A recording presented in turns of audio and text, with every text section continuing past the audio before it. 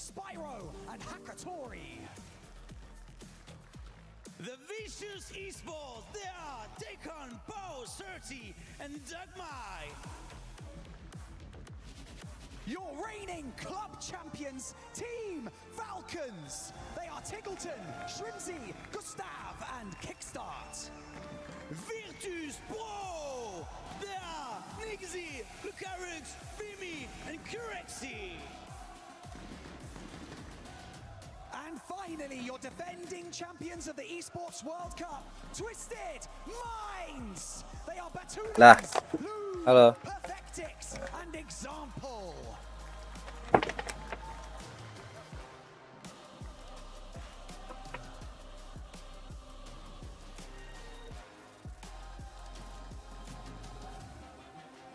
The journey has been relentless, and the finish line is in sight. 6 maps to claim your place in history. 6 maps, and the title could be yours. Ladies and gentlemen, the grand finals of PUBG Battlegrounds and the Esports World Cup in Paris start now! Yang di tengahnya siapa ini?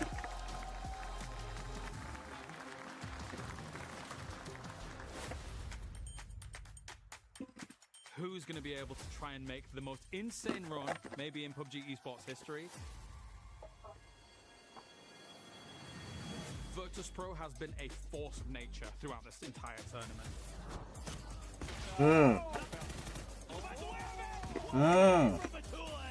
Second place is very up for grabs. There's a lot of money still on the line for everybody else who wants to be in that chase.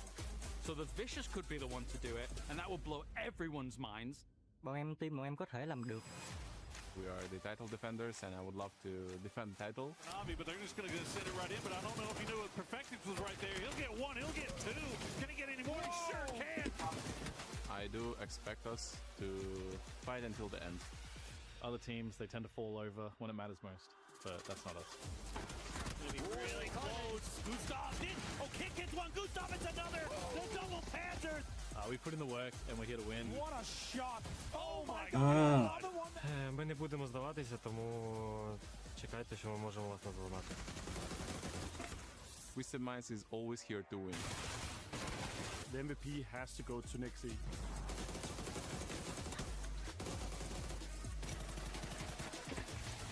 Because this tornado ain't stopping anytime soon. Virtus Pro is here to win.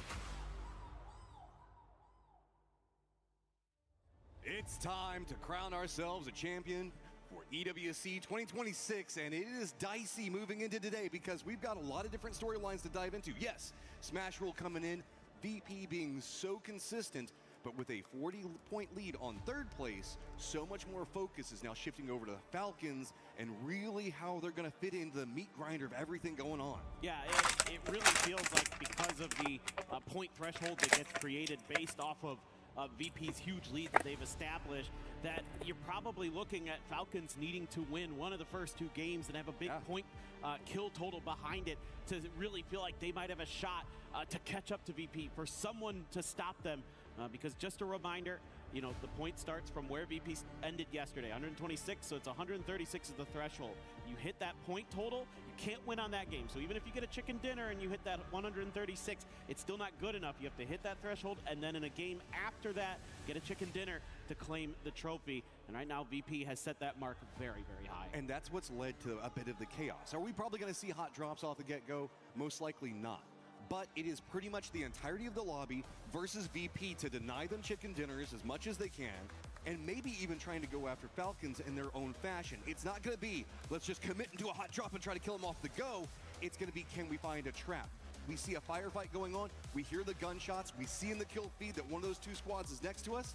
It's time to see if we can pounce, if we can get something off of them and install their role so we can find more. Exactly. And for VP as well, they have opportunities that if a game looks like it's not going to go their way, a circle shift maybe they don't like in their favor, they can go and hunt other Langsung game 1. make sure that you can't catch us, Langsung aja. Like-nya guys. Here. So there's a lot that can happen in Komen juga. this, so we'll be trying to keep track of everything as we get into our very first game of the day on Erangel. What do you mean? Our circles have been not at all wild all over the place, and our plane path coming in, leading down into military base.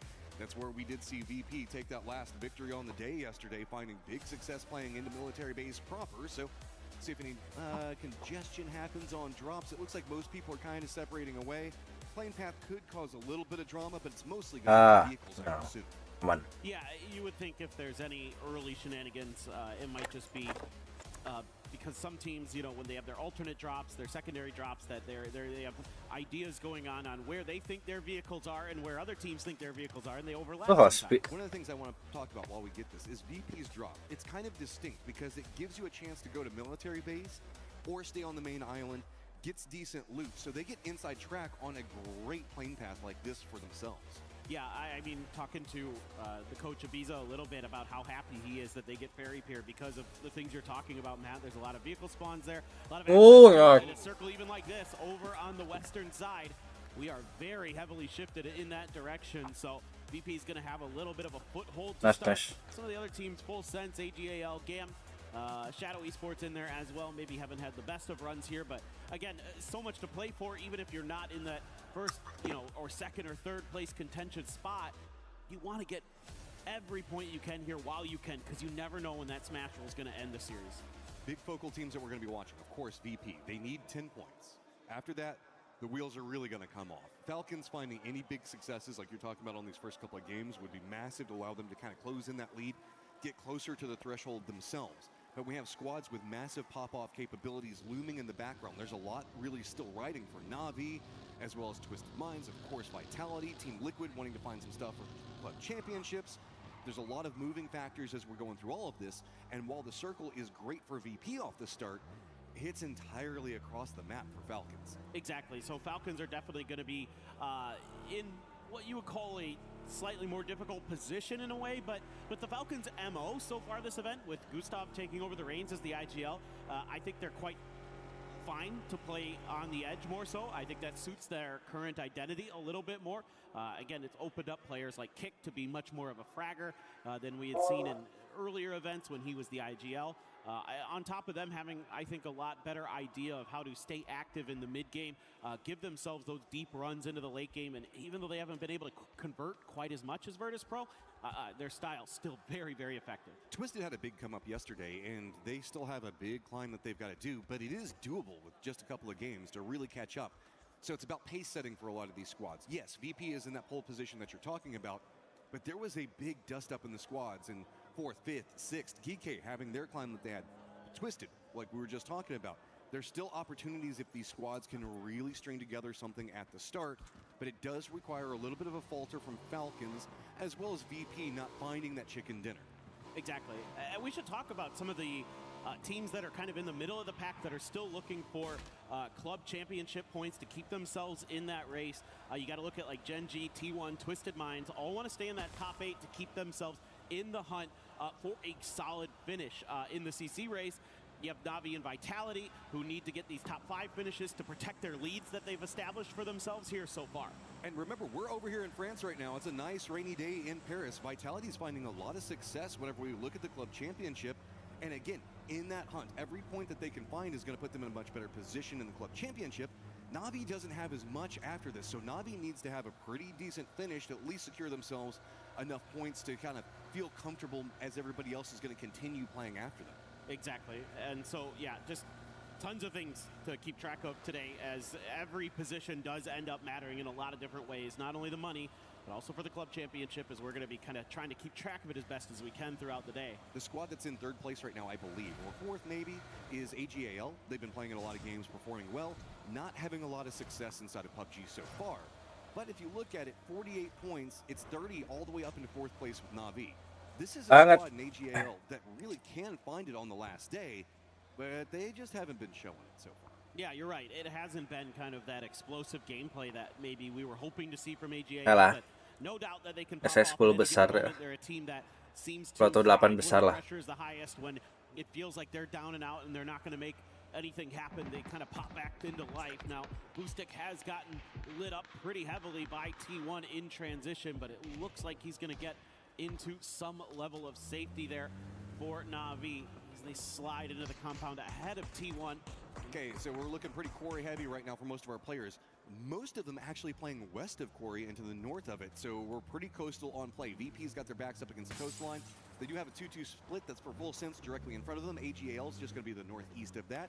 Shadow's playing the coast just to the north of one of the duos for full sense. We haven't seen too much of a commitment onto Quarry. Really, it is just one of the players for full sense. Navi now trying to get over there. T1 kind of eyeing that pathing. Squads not yet inside the circle are going to be Vitality. Twisted's about to touch it. VC, Falcons, and Geek as well as Myth about to approach about middle of the circle. Yeah, I think really good day yesterday for Geek, who really started to kind of pick up their pace, find a little bit of their own footing.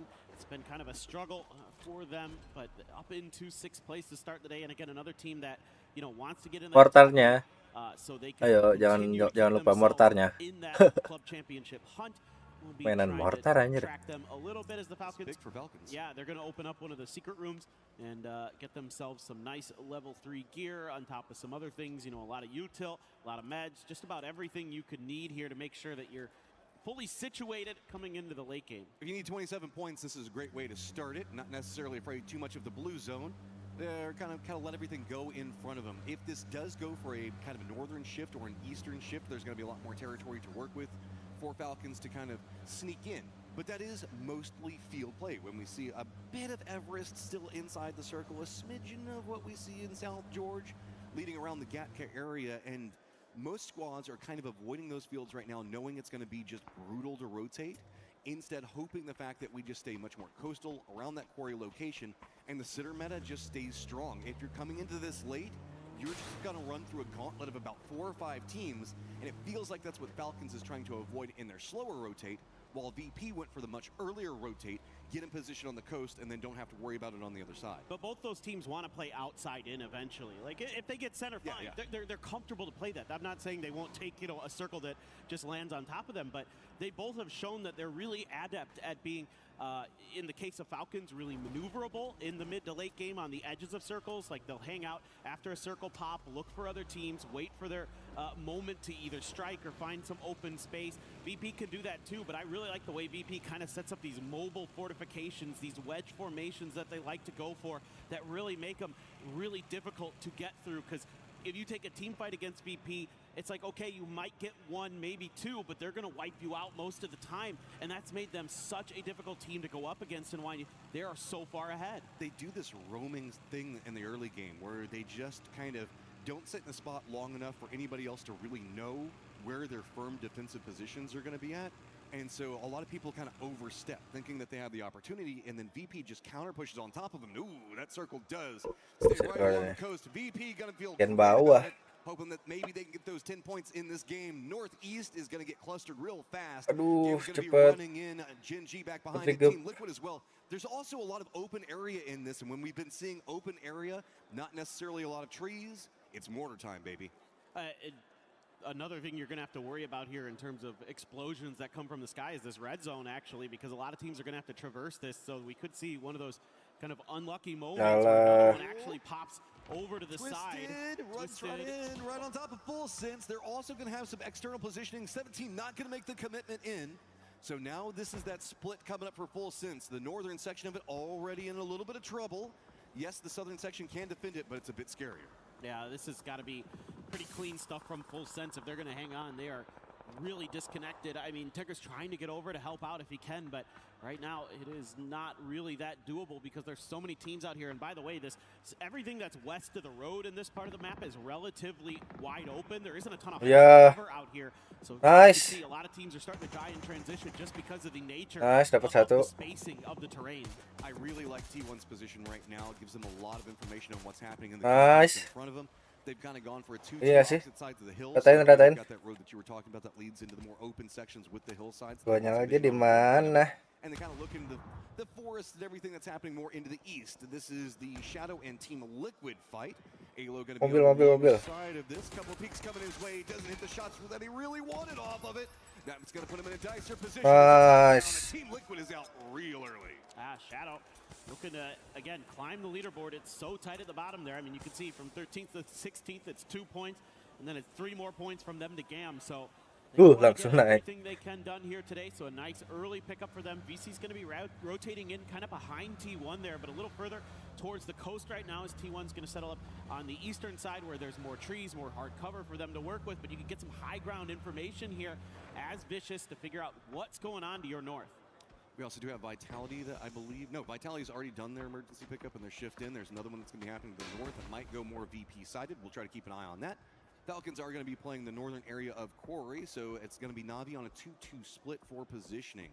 See, Alo and the rest of the crew ran up on this hillside, already in control. Alo did manage to get the knock on Setsuna, but then after that, it was just Boy-nya dapat Jaxi, nice banget high Jaxi. ground positioning. He had to go for meds and then just gets instantly pounced. Yeah, it was just rough timing there for Liquid, and with Shadow already claiming that real estate, made it all the more difficult. Na'Vi has some real estate of their own, a 2-2 split across the tops of the quarry there. Kickstart going to be getting shot at a little bit, so he's going to peel back, but he's going to be able to see quite a bit inside of the quarry, inside of these fields that are just to the outside. We're still going more west. I was kind of wondering, I'm like, is this one just going to keep hard shifting over towards these mini peninsulas? I mean, VP is loving it. We got Jaxi. on top of it. Twisted actually did call an emergency pickup. Jaxinya They keculik. could try to leapfrog over all of this, but we do have VC that's got coastal control around the base down to the south. VP is going to have the hillsides. T1 on the other side of it. To the north, the cluster is creating a death funnel, all stacked on top of each other. Early rotate for Gam is going to be very beneficial, but it's going to be Vitality as well as 17, mostly gatekeeping out. And it is going to be Jin G, anyone's legend, Full Sense, Shadow Esports, all trying to make a path out there, and maybe Twisted if they don't go for the commitment, as it is going to be GK making landfall, but it's going to be right next to VP. That's not going to feel too good. All they had to work with over here was some of the craters created by a red zone, so they're just going to have to drop in there and try to make it work, but it's really going to be difficult because the teams rotating in that direction. Akan already down, and you have Full Sense who's in trouble up on the north side. The retreat away from VP's firing line opened up VC's firing line on the coast, so that's made it a lot more problematic. Also allowed Gam to squeeze in right next to him, so GK clinging to life on the coast with near on nothing to work with. You can see it's just a couple of smokes down and trying to use the ridgeline of the beach itself. Luckily, VC can't commit too much more in just due to the positioning. They're afraid of where T1's going to be playing from, but T1 has already taken shots into Na'Vi right now. Yeah, Gam's trying to see if they can find another angle in towards this GK position, but it's going to be pretty tough. The trenches are deep enough where you can prone down and hide relatively well compared to the rest of what's going on the screen, but just kind of keeping my eye on kind of what the Falcons are doing over on this side. Yes, thank you, observers. This is great. We were looking at Kickstart flying around, but meanwhile, they have found some entry. This is a perfect Falcons game. They want to find those edges and kind of hold those down. Look for their moment. Oh, ada satu. Ada di Pokon itu ada. Take the emergency pickup. I think that they were afraid with Full Sense right next to them that they would just get picked apart right as soon as they launched up into the air. That does mean that they're kind of trapped in their compound. With Full Sense, Jin G has managed to get two of their players right on the edge of the zone. Shadow's going to be back behind all of this, so this cluster of squads, while it is phase number 3, are all kind of trapped in this mutually assured destruction point where they can't move into Vitality's angle, and they're just kind of stuck there. Blue Zone's going to be right on top of them in a few seconds, and there is just nowhere to go. You're going to have to fight your way out, but the way that these compounds are set, you really can't even do that. No, it's going to be really tough. I think Twisted's going to have to make some kind of because nggak ada yang kena tuh. really heavily guarded between Vitality and 17 Gaming right now. The Twisted's making the run. They popped in vehicles. They're going to be running right next to 17. They're going to put them very close to Vitality. Where do you go? Popping up on this side. They're going to run right in. Si XMPL. Ya elah. There's not much really to hide behind with those cars. They've got to stop. There is nowhere. Mati lagi. Lah, ikutan Kamal. Shadow was following right back behind it. Vitality. Ya elah. And everybody is just dying in these fields. Oh, what a great position of an M249 as Hello My Bad. He is able to do so much damage to these teams that are coming through, whether it's blowing up the vehicles or actually claiming lives with that gun. That is a beautiful spot to be in, and he puts it to great use. So now Twisted had to run the goal. Oh, Jaxinya hidup lagi. Given the teams that they were going to have to cut past. They've done a nice job of at least settling up with something, but here comes VP. Oh, dah. They're finding everything. They've got a great position in the circle. Gam, GK, Jin G. Sabangat, Anji. Area that they've got perfect vision on. Everybody to the north around Vitality, the circle abandons them, still leans into VP's positioning, so that's more points just looming. they don't even have to chase. They just got to continue to pick off people as they roll right into their face. Yeah, for VP right now, it's just about holding the line, just making sure that all the teams that are to your north and your west are going to have as tough of a time as possible getting through, and you're going to be able to collect maybe 5-6 kills along the way. Who knows? We'll have to wait and see, but Gen.G is doing a little bit of damage to Vitality. That's way up on that northern congestion, but Gen.G has kind of a off high angle into it from the distance. Meanwhile, Falcons right next to T1. Yeah. Go too far into this. They've got to stop right on the edge of the zone, the high ground for T1, and these trees are just going to provide enough cover to make it dicey. But you know that T1 will roam down onto this. They're trying to already get in position for nades.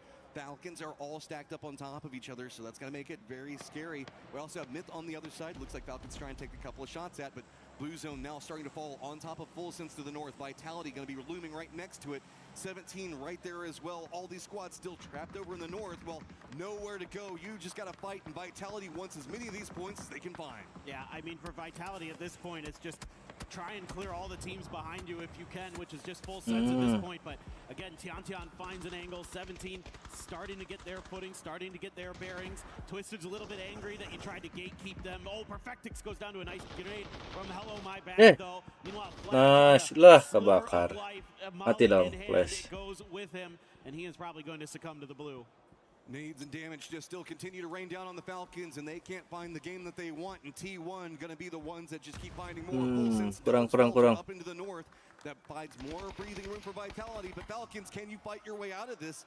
I mean, it just feels like everything's stacked up against them. They're bottom of the valley, nowhere to go. If they run onto the side, Gen yang ngambil. Gen.G is trying to fight their way right in between everything. They're just to the south of Twisted Minds now, and it's going to be VP taking shots right onto their backside, and there is nothing to be had over here. Everybody's falling to the north. Vitality now out. At least Twisted has a path to just barely get inside the circle. 17 just sends it in as well. They're trying to make something work while VP is busy trying to keep Gen.G at arm's length, but Gen.G has managed to establish themselves at least temporarily. Eyes probably got to turn around a little bit for them. Still Twisted Minds in the blue. They're hemorrhaging players though. They're hemorrhaging health. Lou going to fall. Batulin's on his last legs. Should be able to get that first aid off just in time, but it's phase 5 blue, and it is going to chew through his health so quickly. Beamy up on the roof, looking towards Gen.G to try to keep them pinned down, but there's just enough of a ridge line here for Gen.G to kind of hide behind for now. Here's the problem, though. The circle is finally left to VP. They're going to have to deal with the mess that everybody else has been dealing with. 17's already moved into kind of a gatekeeping position. Not that they want to. They're just kind of trapped there. Twisted is going to get eliminated. The people that have control on angle right now are going to be VC of all squads down to the south. They've got that kind of dip next to the hillside. Then it's also going to be Na'Vi. T1 still taking those shots at the Falcons. Gen.G with no easy pathing. It's going to be 17 again in that gatekeeping position, causing problems. Back behind all of this, we still have Gam that has to get into the circle. So VP is going to have to make the choice to lean into the firing lines of where VC is hiding at, or 17, Myth, and anyone's legend, as well as jumping in front of Gen.G. There are no safe rotates from them from this point forward, and all the kills they were hoping to get here all happened too far to the north for them to really secure. That's true. I mean, this could have gone a lot differently, but VP was kind of stuck in their compound, not really able to collect on much because there were so many teams surrounding it. They couldn't really reach out too comfortably. We saw it one time when they eliminated Shadow, and that was about it. So now gonna have to make their move, but they've been so good in these kind of moments where they're able to establish a bit of a beachhead, and they are on their way. And look at this, already some dips created for them. Do manage to sneak in a spot, but this is the VC side. This is the safest of all of them that they can go for. If they get up on top of the hillside, they're going to be drawing a lot of aggro. VC's just trying to defend the hill as best that they can. Live shots coming up. It's going to be Simon T that gets a knock on the Lucarux, but he is safe for now. Being on top of everything now means the fact that he should be able to get rezzed off that point. Nade's not going to easily be able to get up there, but Tycon's going to be close. Na'Vi taking the shots on VC has kind of slowed down the push that VC wanted to go for. I was going to say this could be about the worst team you want to come up against, but Tycon is going to get flushed out, it looks like here. Yeah, Navi's going to claim that point. Ya, lo pipinya masih hidup Virtus ah. Pro, a little bit of breathing Dapat room. aja. You know, VC, once they knew that was Virtus Pro and that dip, they were going to try to take them out as quickly as they could, but they were thwarted on their backside. Meanwhile, 17 is harassing and hammering Gen.G. Nixie's going to get involved too, and he's going to get the knock on the salute. I mean, they're putting up the damage. It's just really hard to find the kills. You've got to kind of curve the bullets around. Ya, It keeps getting stolen away. That's sampah. 17 that finds it. Sampah Falcons still fighting 17. backs up against the blue zone, getting some shots on T1. Myth on the other side of it, but it's all about VP and trying to survive. The longer that they can get here and start to dig down, they can start to dodge the shots every single time they go for a profile, inherently making a bunker into that position. So now they've got high ground control on a lot, but our mortars going that way. No, they're going after Dikit lagi Myth anjing, instead. dikit lagi. Those were darn close. Myth already suffering a tragedy earlier in the finals when Soul connected onto all 4 of them. Oh, the circle favors VP. Yeah, it's right on top of that hill. So VP, you're going to need somebody to displace them here so they don't hit that point threshold. I mean, they're getting closer and closer. That 136 mark is what they're eyeing. Already got a placement point, 3 kills in the bag. But remember, it has to be a chicken dinner the game after they break threshold. So even if VP does manage to get a chicken dinner here, it doesn't count for the smash. It's going to be the game after that. They are in a great position and potentially win it, but then all wheels come off. Falcons knows this. They've got to find something over here. They've got Myth and T1, 2 squads during the group stage that were just rampaging on top of everyone. And now Falcons has to fight against them just to touch the circle. And if they do, the only section of the circle that's going to be near Falcons is that lip that drops down into the road where there is no safety to be had right on the edge of the zone, and it's going to be vulnerable to multiple positions in the egress. Hello. It's just time to fight for Falcons. They know it. They've got to just drop whatever utility they can on Myth and start finding some kills. And they have found a huge knock initially onto Baron.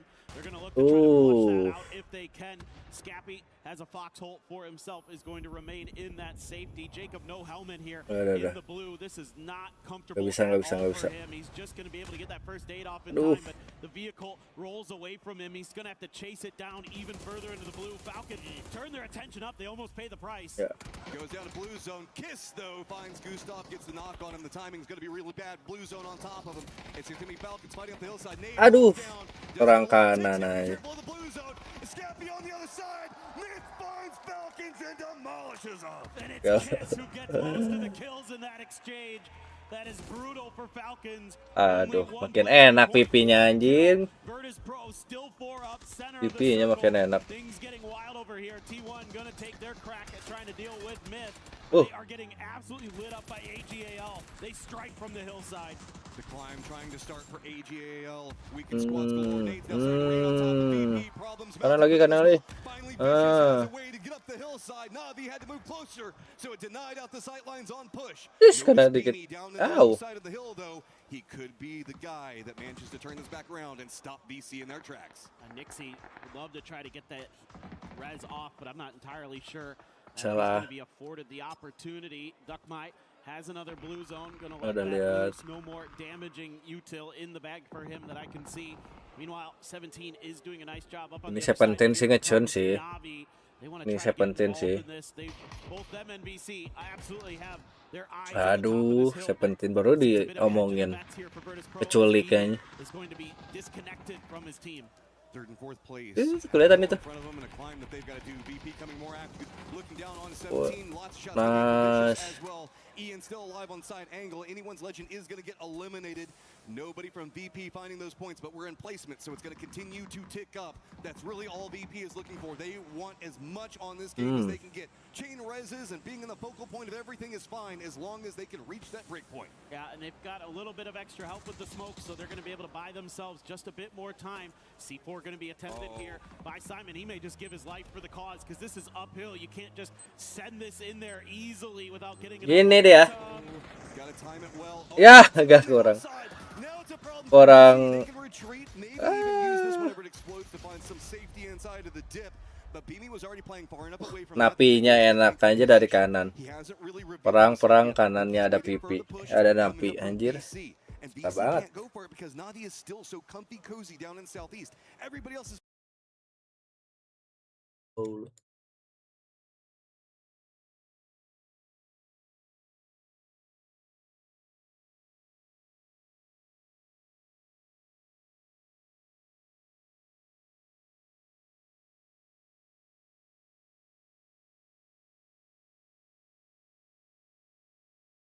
that just onto Xiaowu. Is going to let loose with the stuns. Keep EN pinned. EN lets loose with a few of his own. Has the good util. VP's making a push right back behind Ian. They want to get a piece of this. They want to find these kills. Ian's just trying to hold the line up on it. Ian does win. But he finds himself VP on top of him. Nowhere to go. He goes down, and now VP has control over the northern side of the hill. It gets distance away from VC. They're 1 point Napinya away masih from 4, hitting the VP 3, threshold. VC They could win this 3. chicken dinner, but that doesn't mean they win the tournament just yet. But they are certainly putting everyone else onto notice. VC and Navi haven't been able to establish those footholds that they'd really like. Yes, like you mentioned earlier, there have been a few craters that have been created for VC to work with, but they haven't been able to get that knockout blow to go. Meanwhile, things just going to kind of slow down here for a moment as everyone assesses the situation. So much util already used between everybody. You can see here Nixie has nigh on nothing. He doesn't even have a first aid kit left, just bandages and energy drinks, really. And so it is going to come down to some gunfights, it feels like. And where this circle goes next, that's really what everybody's waiting for with bated breath. Navi's got a good control section of it that they feel fine with, but if this does hard shift down to the southeast, move coastline, it could be bad. Gives everybody a little bit of a favor. It's just Navi in the position that they're playing from, not going to be in the best of spot. VC already has that 1 point that they're playing for with defense. Duckmai's just got to regroup. This does also mean that Beamy in his sneaky little spot over there is also going to be outside the circle. This is a big game for Navi. If they can close out the win, they could potentially either get to or maybe even get ahead of VC off to see. But here it goes. Beamy being very, very sneaky. He's still outside of that next circle by about 10 meters or so. So he's going to have to crawl a little bit forward. It's just going to come down to, who's going to see who first. Is Duckmai going to have any idea that he's going to be that close? Here's the thing about it. If Beamy and VP pounce at the right time onto VC, they now get high ground control over that hill. VP was wanting to hold on to it, but it's VC's positioning that's made it so complicated. If VP get control of the top of the hill, it's going to make Navi's position so much worse. The only reason Navi is really comfortable where they're at right now, as you can see, looking up into that hill, they don't have to deal with anybody. They don't have to worry about the cover points really that much yet. If VC falls, VP will have the perfect way to close out the game. Navi is hoping that maybe VC finds this firefight for themselves, but that's a mixed bag. It's still 93 to 85 on the overall. Kesahin Navinya anjing. No matter what, Navi wants Tapi kanan, ambil kanan dikit gak sih? VP just needs one more. Yeah, I think the edge of this circle kind of just enough for Navi to work with, but they want to get ahead of the curve a little. They're going to move a little bit forward, using those smokes to cut off VP's sight lines. They have a hill between them and Vicious, so they're going to be able pas mobil ya itu enak. Gain a little bit more space, but it's not comfortable. There's so much flat ground from them to VP. If VP can use some of this third-person perspective and they can start digging some hills and look over the top. So Nixie found the angle that he likes to start digging in and finding the ability to keep his eyes onto Navi. And it's such a great position on this one. They just have to wait, keep an eye for Navi. Beamy's got to hold back VC, or at least feed the information over. That's allowing VP to go a little bit more aggressive, see if they can weaken, maybe get a knock or a flush onto Navi, who's 4-man strong right now. Everybody else only got 3 up, and VP, looking into all of this, it just all seems like it's coming down to the linchpin on Beamy for them, and he is playing this so patient, so quiet. VC just keeps taking a couple of shots over at Ketahuan no Beamy. Their eyes are on the prize, and that is VP to see if they can stop them before they can get anything else. It's final circle time, so VC now turning their attention over towards Beamy. Let's see if VP is going to leave him to his own devices. He's got some smokes to work with, so he can keep them Dor, dapat I'm enggak. not sure, did about half damage to Beamy there, so he's going to have to stall up. Meanwhile, Nixie, wow, that is crazy good. Amazing. Him and Lukarot's doing mega damage. Anjing pipinya coy. Gotta be careful from that side flank. Hackatory looks like he's trying to find something big damage. Aduh. Oh. And Navi just runs up the hillside finding a lot. It's all Beamy, but he's trying to work on VC. He goes down. VP doesn't find their point. So now it is going to be VC and Navi lined up against each other. Anjoy. Dapat ya tuh. 1 lawan 1. Kan api. Bisa. Oke. It was just enough, 137. Yep, they've got it. So they have hit the threshold. Now all Virtus Pro needs to do is get a chicken dinner, and they will win EWC 2026. Oh, that's one of those things that you have to adjust for the Smash rules with the way that the knocks come.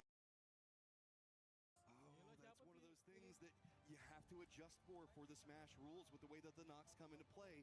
Once it all kind of switched around, those couple of knocks that Beamy got on the side while he's fighting for himself, switch it up, And now VP is in touching distance of getting that trophy. Yeah, now Navi's got Congrats ya, with that congrats win, katanya. So this is a huge movement in a lot of different ways. Talking about the club championship for Navi, that was a big way to start the day.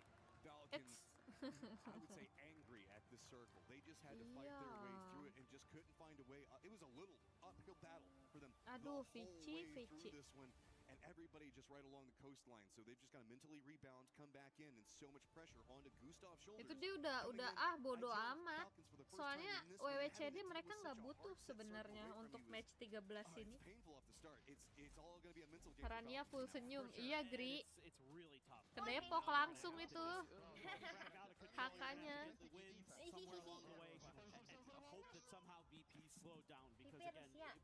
Gak ngincer, iya. Points alone, they don't have to get the chicken dinner because we're just playing 6 max games today no matter what. But VP now has 5 games to find a win to claim their trophy. Again, it's a VP, dude. They are just so freaking consistent. It feels like it's impossible to stop them out of making it in the top 4.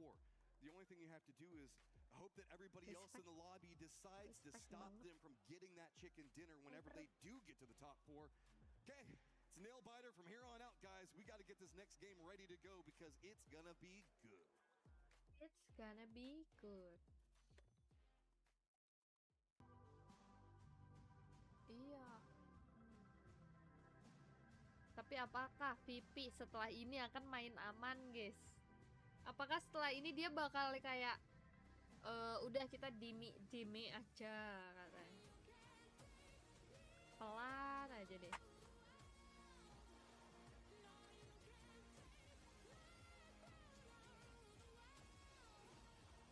Main aman, iya kan?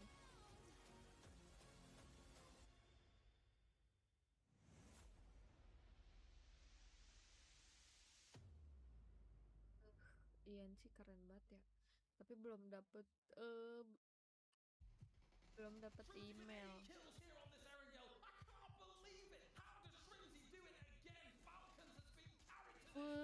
Keren banget. Bang Udang. Lucu aja mukanya. Apa ini?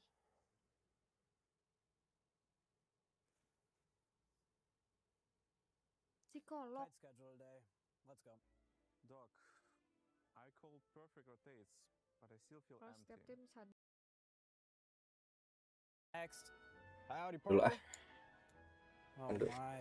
That last sortie was wild. Woo! Cowboy. How many times did I tell you? You're not a real cowboy. Land safe for once. But Doc, the loop calls for me. Out. Yeehaw? I said out. Tactics, rotations, push left, push right, smokes this, smoke that. I don't know anymore. My team doesn't listen. Nixie.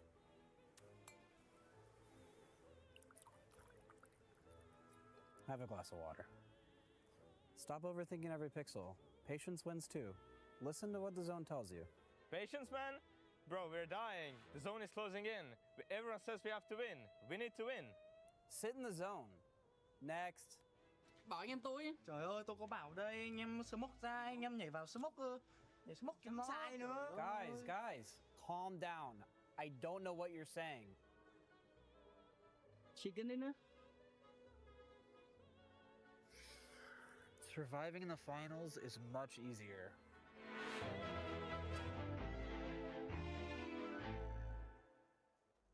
What a first match, but before we actually break down what happened and how much we want it to be one more game, we actually are going to be interviewing none other than IVD Maluco because he was able to join the Esports Foundation Creator Program. He is currently live streaming from Brazil to the Brazilian community. Maluco, how are you enjoying the tournament?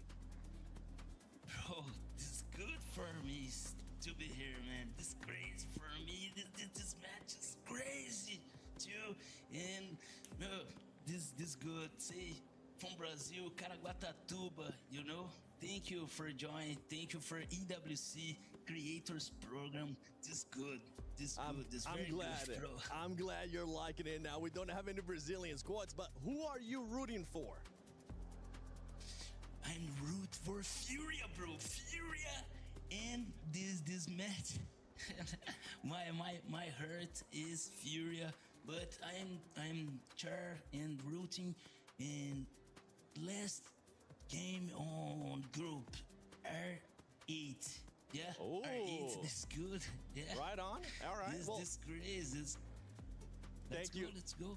Thank you so much for joining us, Maluko. If you guys want to be interviewed in the future, make sure you join the Esports Foundation Creator Program. Obrigado. But now to the actual thing. One more game. One more game. One more game. Because VP was able to get the 10 points that we needed to see, Toffees. I mean, it was a wild game. I think there was a possibility that maybe Falcons could have stopped them from hitting that 10 if they hadn't been completely wiped out by Kiss. And VP played it perfectly. They got a good movement. They had a compound that no one could crash. And Godspeed, it's wild that they did this on the first game.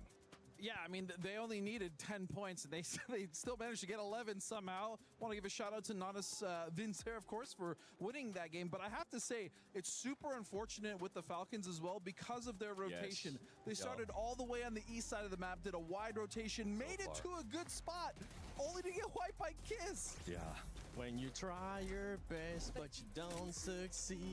Yeah, I mean, like, Falcons had like that furthest rotate from the eastern side, and look, they used and grabbed as much utility as they possibly could on the rotate. I kind of thought they were going to tail Vicious at one point, but you know, we had Kickscard side and kind of like scouting in the sky, but man, the zone pulls for them just. They were being shafted the whole entire game, honestly. But you know what? VP read this circle so incredibly well, clearing what remains of T1 on that north side, and then sort of focusing on Vicious, who were kind of like playing a little bit sneaky on the southern side. But look, you heard, you know, them in the interview. They're like, oh, yeah, 6 games. Yeah. I think they were lying to us. So here's the thing. VP wins in the mid game, right? So they dropped at Ferry Pier. They got out very quickly. They moved to a good compound that's defensible. They made sure teams had to stop short of them. We saw them sort of cause that kerfuffle by taking some shots where Na'Vi and I think it was Shadow and a few others all ran into each other and got stuck. And then they moved to the top of the hill. Very proactive, ran a nice 2-2, so they couldn't get wiped out all at the same time. These guys are proving to us they're the total package, and here's why I love that. Coming in this far ahead, it would be very easy for us to go, well, with a lead like that, you can win by just taking it easy. How better to prove you are the best team in the world by coming out and saying, even though we could take it slow, we're going to drop 10 on 1 and show you guys just how powerful we are. Hello. They were able to do that. And now we're starting to see the crowd getting alive. Even in chat, I see y'all with that copium saying that Falcons is going to be winning. Let's see if that's going to happen, because right now VP is absolutely dominating. And I love that we got a chance to finally see Myth Kiss show up in the grand finals, just absolutely destroying the Falcons. So VP is a good story, but it does something really important, Godspeed. It makes everyone else, they're on notice, right? Because the difference between, say, 5th and 3rd is hundreds of thousands of dollars. And you now know that VP could win this at any moment. So you have to play every game like it's your last to make as much as you can. That's also the big threat, right? Like, if you are one of those teams that just has no chance of winning the actual event, you still have so many spots that you can go up and try to, again, raise what you're getting to get home with. But the other thing to think about is, if you're one of those teams, if you notice that VP is in winning position, do you sacrifice yourself to stop them from stopping the tournament right then and there? I mean, it's going to be a hard decision because everyone now has their eyes on VP. The threshold has been crushed and they're ready to go. Yeah, I mean, we sort of saw that playstyle from Myth. Like, yeah, they're kind of in that meter of the pack and they might not be able to make it to the top. Probably won't, but they were prioritizing those eliminations, especially like in the, I think it was the top zone on T1. So Myth are literally locking in for those points just to creep their way up the leaderboard. So we're going to see a little bit more of that. And I think Gen G were kind of doing the same thing, but they got caught off a little bit more. I'm over here just giggling because we both just saw something pop up on Myth that had a screen fall from too. grace. No, not even that one. It was find VP, kill VP. That's what's going to be happening. But in here's the the second problem. match. I think Vicious could have done that, but the fact of the matter was Vicious was holding that 3rd position, and if they had gone over the hill and attacked them, they might have given up 3rd to Na'Vi, and that would have cost them almost $100,000. So they can't risk. You can't throw your bodies at VP like that, and that's sort of, I think, what opened the door for Virtus Pro to lock up those points. And I do think the the gymnastics of playing these Smash rules is something a lot of these players are not actually familiar with. It's not really something that we implement all the time. And again, it completely changes how a lobby works depending on the points. But you know what? That's what these teams have to adapt with. You heard Shrimsy say it best. There's constantly changes. You just got to adapt. VP could end up closing it out on this next match. Is it gonna be one more game, or is it gonna be 3 games as we're going to the second match of PUBG Battlegrounds at EWC 26 Grand Finals? Thank you very much. The book of Virtus Pro here at Esports World Cup has been legendary, and they are down to one more chapter. Can they close that book here on Tego? I am Porosaurus. Joining me once again is Martin, and Virtus Pro, Martin, has been absolutely insane. Yeah, what a way to start things off with here. To get those 11 points needed to then, let's see if they can do it in 5 games. They just need to win 1 game or fend off everyone else, but the chase is real. It's extremely close from 2nd place to 5th, and 2nd place is $300,000 while 5th is 100. So you can jump up that leaderboard quite easily. We do go to Tego here for our 2nd game of the Grand Finals. So take a look at all the 64 players. 60 nervous faces because they hope this goes for as long as possible to see if they can jump up to that leaderboard. Still so much left to fight for up and down that leaderboard. So much money on the line, as you said, so many club championship points on the line. Na'Vi making a run there in game number 1, securing themselves 3rd place overall. But they are in a tie with Vicious. They've got Falcons in their sights, only 6 points ahead. As we see everybody dropping across the map. Looks like we're going to avoid any early game nonsense to start off with. And Virtus Pro once again have actually split here. They got 3 on the northern island. They've sent Lucarux down to the south. We'll see where the circle decides to go. Yeah, this is definitely a very interesting split for VP to go across all sides here. Coming in from the western side towards the east. And we'll just jump over to what the kind of... This might be a remake though. Yeah, let's see what happens once we get locked that in here for sure. It looked like I don't see too many games going on. I don't think screens. No, it definitely looks like a remake. Okay.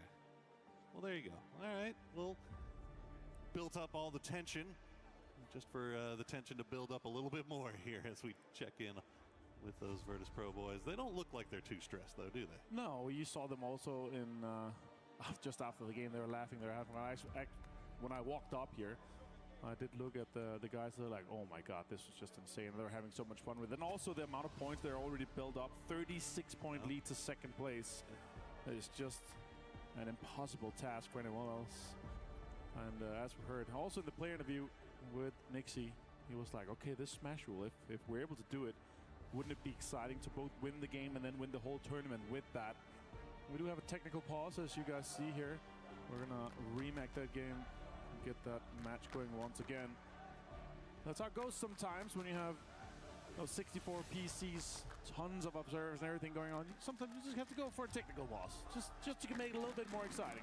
Yeah, well, we just want to make sure everybody's in and everybody's good to go. Well, obviously we talk about the teams up and down the leaderboard and Virtus Pro doing what they're doing. Vitality fans in full voice here, trying to support their team as they make their way through. Cam even getting involved. But we also have another fight going on that I don't think a lot of us were expecting. That's the fight for MVP. Nixie obviously just fragging out. He's going insane. But Soul is right there behind him for Gen G. Yeah, if Soul can do it, that'd be crazy. Also, the amount of knocks he's had and everything that's been coming along for them, it's been absolutely unreal.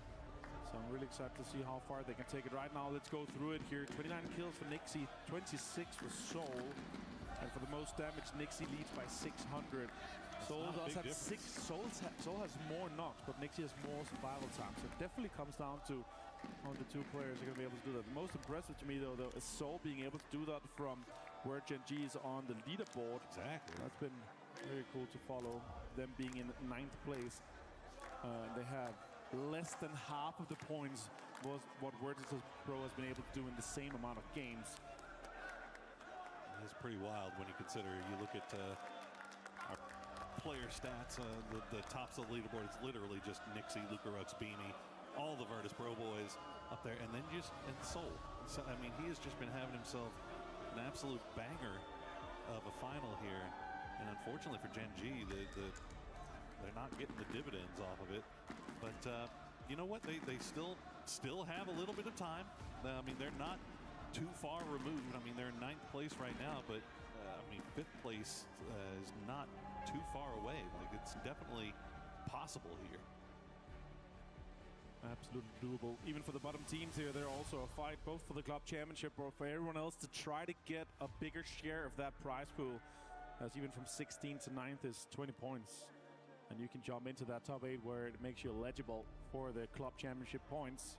Last place, 8th for the club championship points, gets 50 points, and then all the way up to 1,000 for the win. And there is, overall $75 million on the line across all games, across all the championship here for Esports World Cup 2026. You can see the faces of the players getting ready. Keyboards nice warmed up. Looks like we are getting back into the plane, and we are getting back over to Tego once again. Different plane path this time, but we'll see if that actually impacts anything. You know what? I figured out why we have to go again. Oh, I figured it out. All right. You know what? We didn't go for it. We have to go for it every single time. We have to go for... It's time to Tego, ladies and gentlemen. That's what it was. Yes, that's how it is. Second game here, as we got all the players ready and into the game here. And we're going to have, I would say, a pretty much western plane path starting over by Hosa and Prison going up to Shipyards, close to most of the players. But again, all these teams that's going for Kong, Young, Ouyang, and the far eastern side of the maps can have a little bit of a longer rotation here. So let's see if anything changes. Luckily, as all see, the 64 players are here. Not much of the teams had any time and any chance to see what happened, except for what happened in the parachute. So let's see if anything changes once everything comes into effect here. Youngchung, hot drops, nope. Still just gonna be Virtus Pro. That's gonna go out and get greedy, get as many cars as they can, get Youngchung locked in.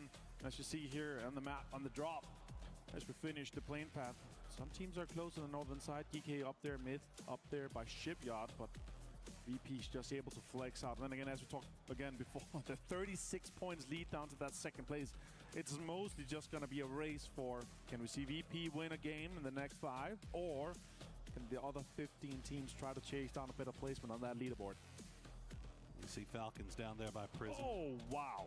All the way on the edge, but I think they're pretty comfortable with that, right? Like, even though we see the circle shift all the way off to the north and away from them, when you have a drop spot that is on the edge like that, you're kind of going in there assuming that we are going to have to travel, right? Yeah. So not anything that they're going to be too uncomfortable with, as we do see that first circle pop there. Is going to be the river going kind of through on that northwestern side, but mostly mainland. I don't think we'll see, unless, I mean, a hard shift to the northwest would be insane.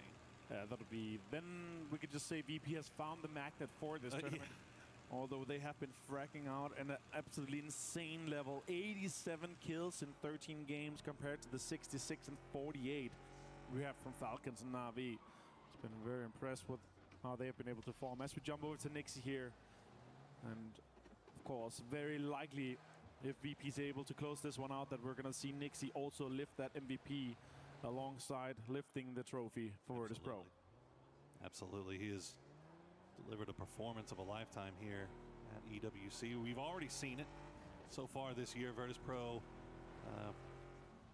their records at PGS has been pretty impressive as well. So, I mean, they talked about a team that was coming in here extremely hot. Virtus Pro was right at the top of everybody's list, along with Myth, who have not been able to really find their footing here in the finals, but still a very, very good time. I mean, we saw what they were able to produce during the group stage. You know what? Now that I think of it, and we're half a year deep in the international scene for PUBG this year, you could argue that VP is probably the team that has been able to transition from being a top team last year to also bring that in and adapt to all the changes that have happened this year. Compared to all the other top teams we had last year, Twisted has struggled. We've seen Full Sense struggling compared to what we know they're capable of. AGL has struggled a little bit.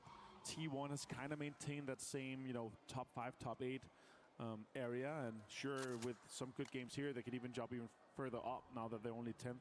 But they're close. There's just 11 points up to 6th. Like, it's very doable with a good game for them to get it even further. As we jump over to Liquid right now, last place currently, but just few good games here. They could jump and double their prize pool quickly. Yeah, kind of cutting back to what you were talking about. If you haven't gotten a chance to watch a lot of competitive PUBG this year, or even last year, Myth, obviously last year were known as Forest Natural Gaming before they made the change going into PGC, signing on with Myth. They had success last year in FPP as well, but it was very inconsistent. They started to find a little bit more consistency here so far this year, along with a number of the APAC teams. But then on the other side of that coin, you look at the Chinese teams, and they came in to the year looking so good and so scary. I mean, we saw a resurgence from teams like Petrichor Road, teams like 4AM.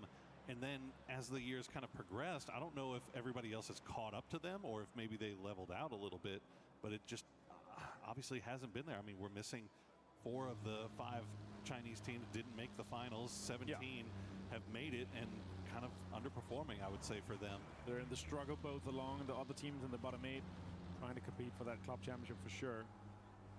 So we both have AGL, Team Liquid, GAM, Shadow Esports 17 mid down there. Gen G is a big name, and T1 is a big name also in the club championship. As Gedrox actually catches a bit of lead here. This Team Liquid is in the chase. Birdie Curdy gets him with a headshot on the drive-by. As Liquid double up here, an all-or-nothing match for them today. Yeah, there was very little chance that Team Liquid was going to allow Gedrox to escape that when they were already in vehicles. So they hunt down that point, secure that point for themselves. Now they do have the rest of Vitality off to the north. They also have Gen G making their way into the north side of Yeongchang. We see Myth run into Tombu, losing Kiss early. That is rough news for them, as he has been a superstar player, and Jacob actually nowhere near this. So we'll see if Myth continue to stick around, if they're able to get Baron out. Just a fight for straight up positioning here in this eastern side of the circle, hoping for it to come back across the small river. More utilities being directed towards Myth, as Baron is actually spotted on the other side. He's taking some shots towards Tanwook. Tanwook catches a headshot, 58 damage done with the MK12. It's going to give his position away, though, and now the rest of the GAM boys know exactly where Baron is. Dropping the smokes will slow things down for now, as another member of Myth will try to come over here and provide some support. Gets the shots into Duckjuice. That's going to be Scappy from the hillside, but Duckjuice just pushing through with that Panzerfaust in hand, hoping to spot out something. Scappy will get pressed away from that high ground position. You saw the damage coming through, and I think Baron, was that a C4 in his hand? It was. Drop one on the wall, maybe. Trying to take GAM by surprise here. Panzerfaust in hand. Duckjuice will take him down with the suicide Panzer. But that is going to be 2 down now from Myth, as Scappy will just have to retreat and join Jacob. And that pushes GAM in to a few points here now so far, and those points are so close in the bottom half of the leaderboard, so it's very important for them, as T1 also tries to get in further into this circle here. So many teams around Yeongchang. You could always think that they were looking for VP if VP was playing slow here. T1, Vitality, Gen G, and Liquids over in this direction, and nobody's there except for all the teams looking for VP, looking to try to stop them. Shots coming, Raining finds Quissy, as Vitality loses a member of their squad. A little hillside jousting there for Vitality. Unfortunately, that's going to be the second member that they lose. Already losing Gedrox to Team Liquid. T1 continuing to drive around the hillside to see if they can hunt down a few more members. They might have pinned out Levante. We'll check and see. But Falcons slow pushing in from the south side. They've got a pretty easy path into the south side of the zone, and yet Levante will get spotted out by Type and flushed out unceremoniously with the bumper.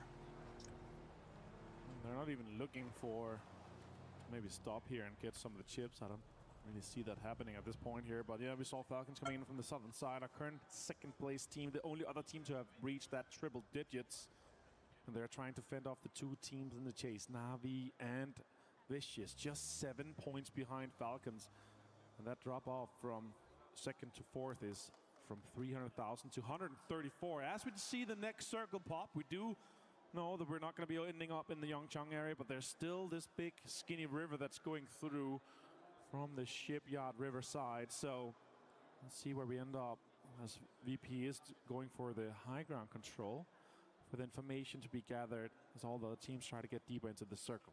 Yeah, 17 pushing just on that western side on the low ground by the hill. Remember, this is where we saw mortar madness. Mortar combat. It might happen again. Combat. Well, VP, they've spotted out 17. And we'll take a few shots. Actually, Xiaowu very low there. Team Liquid has made their way to the very, very tip of that, what you, I think, referred to as the pizza slice. A very appropriate name.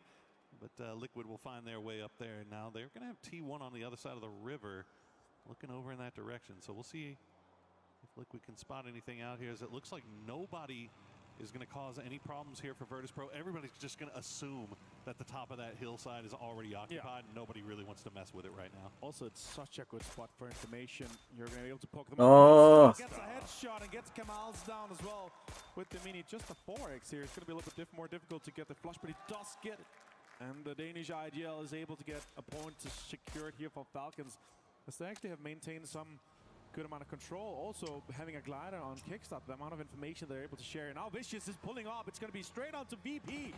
This is not what I was expecting. Vicious, everybody I thought assumed that somebody would be there, but they will get the trade. Luca Rux will take down Simon T, though, as Beamy will have to bleed out on the rock side. Another great shot from Luca Rux. He is on fire right now, but Correxi's going to go down. So 2 down for Virtus Pro as they try to hold the top of the hill.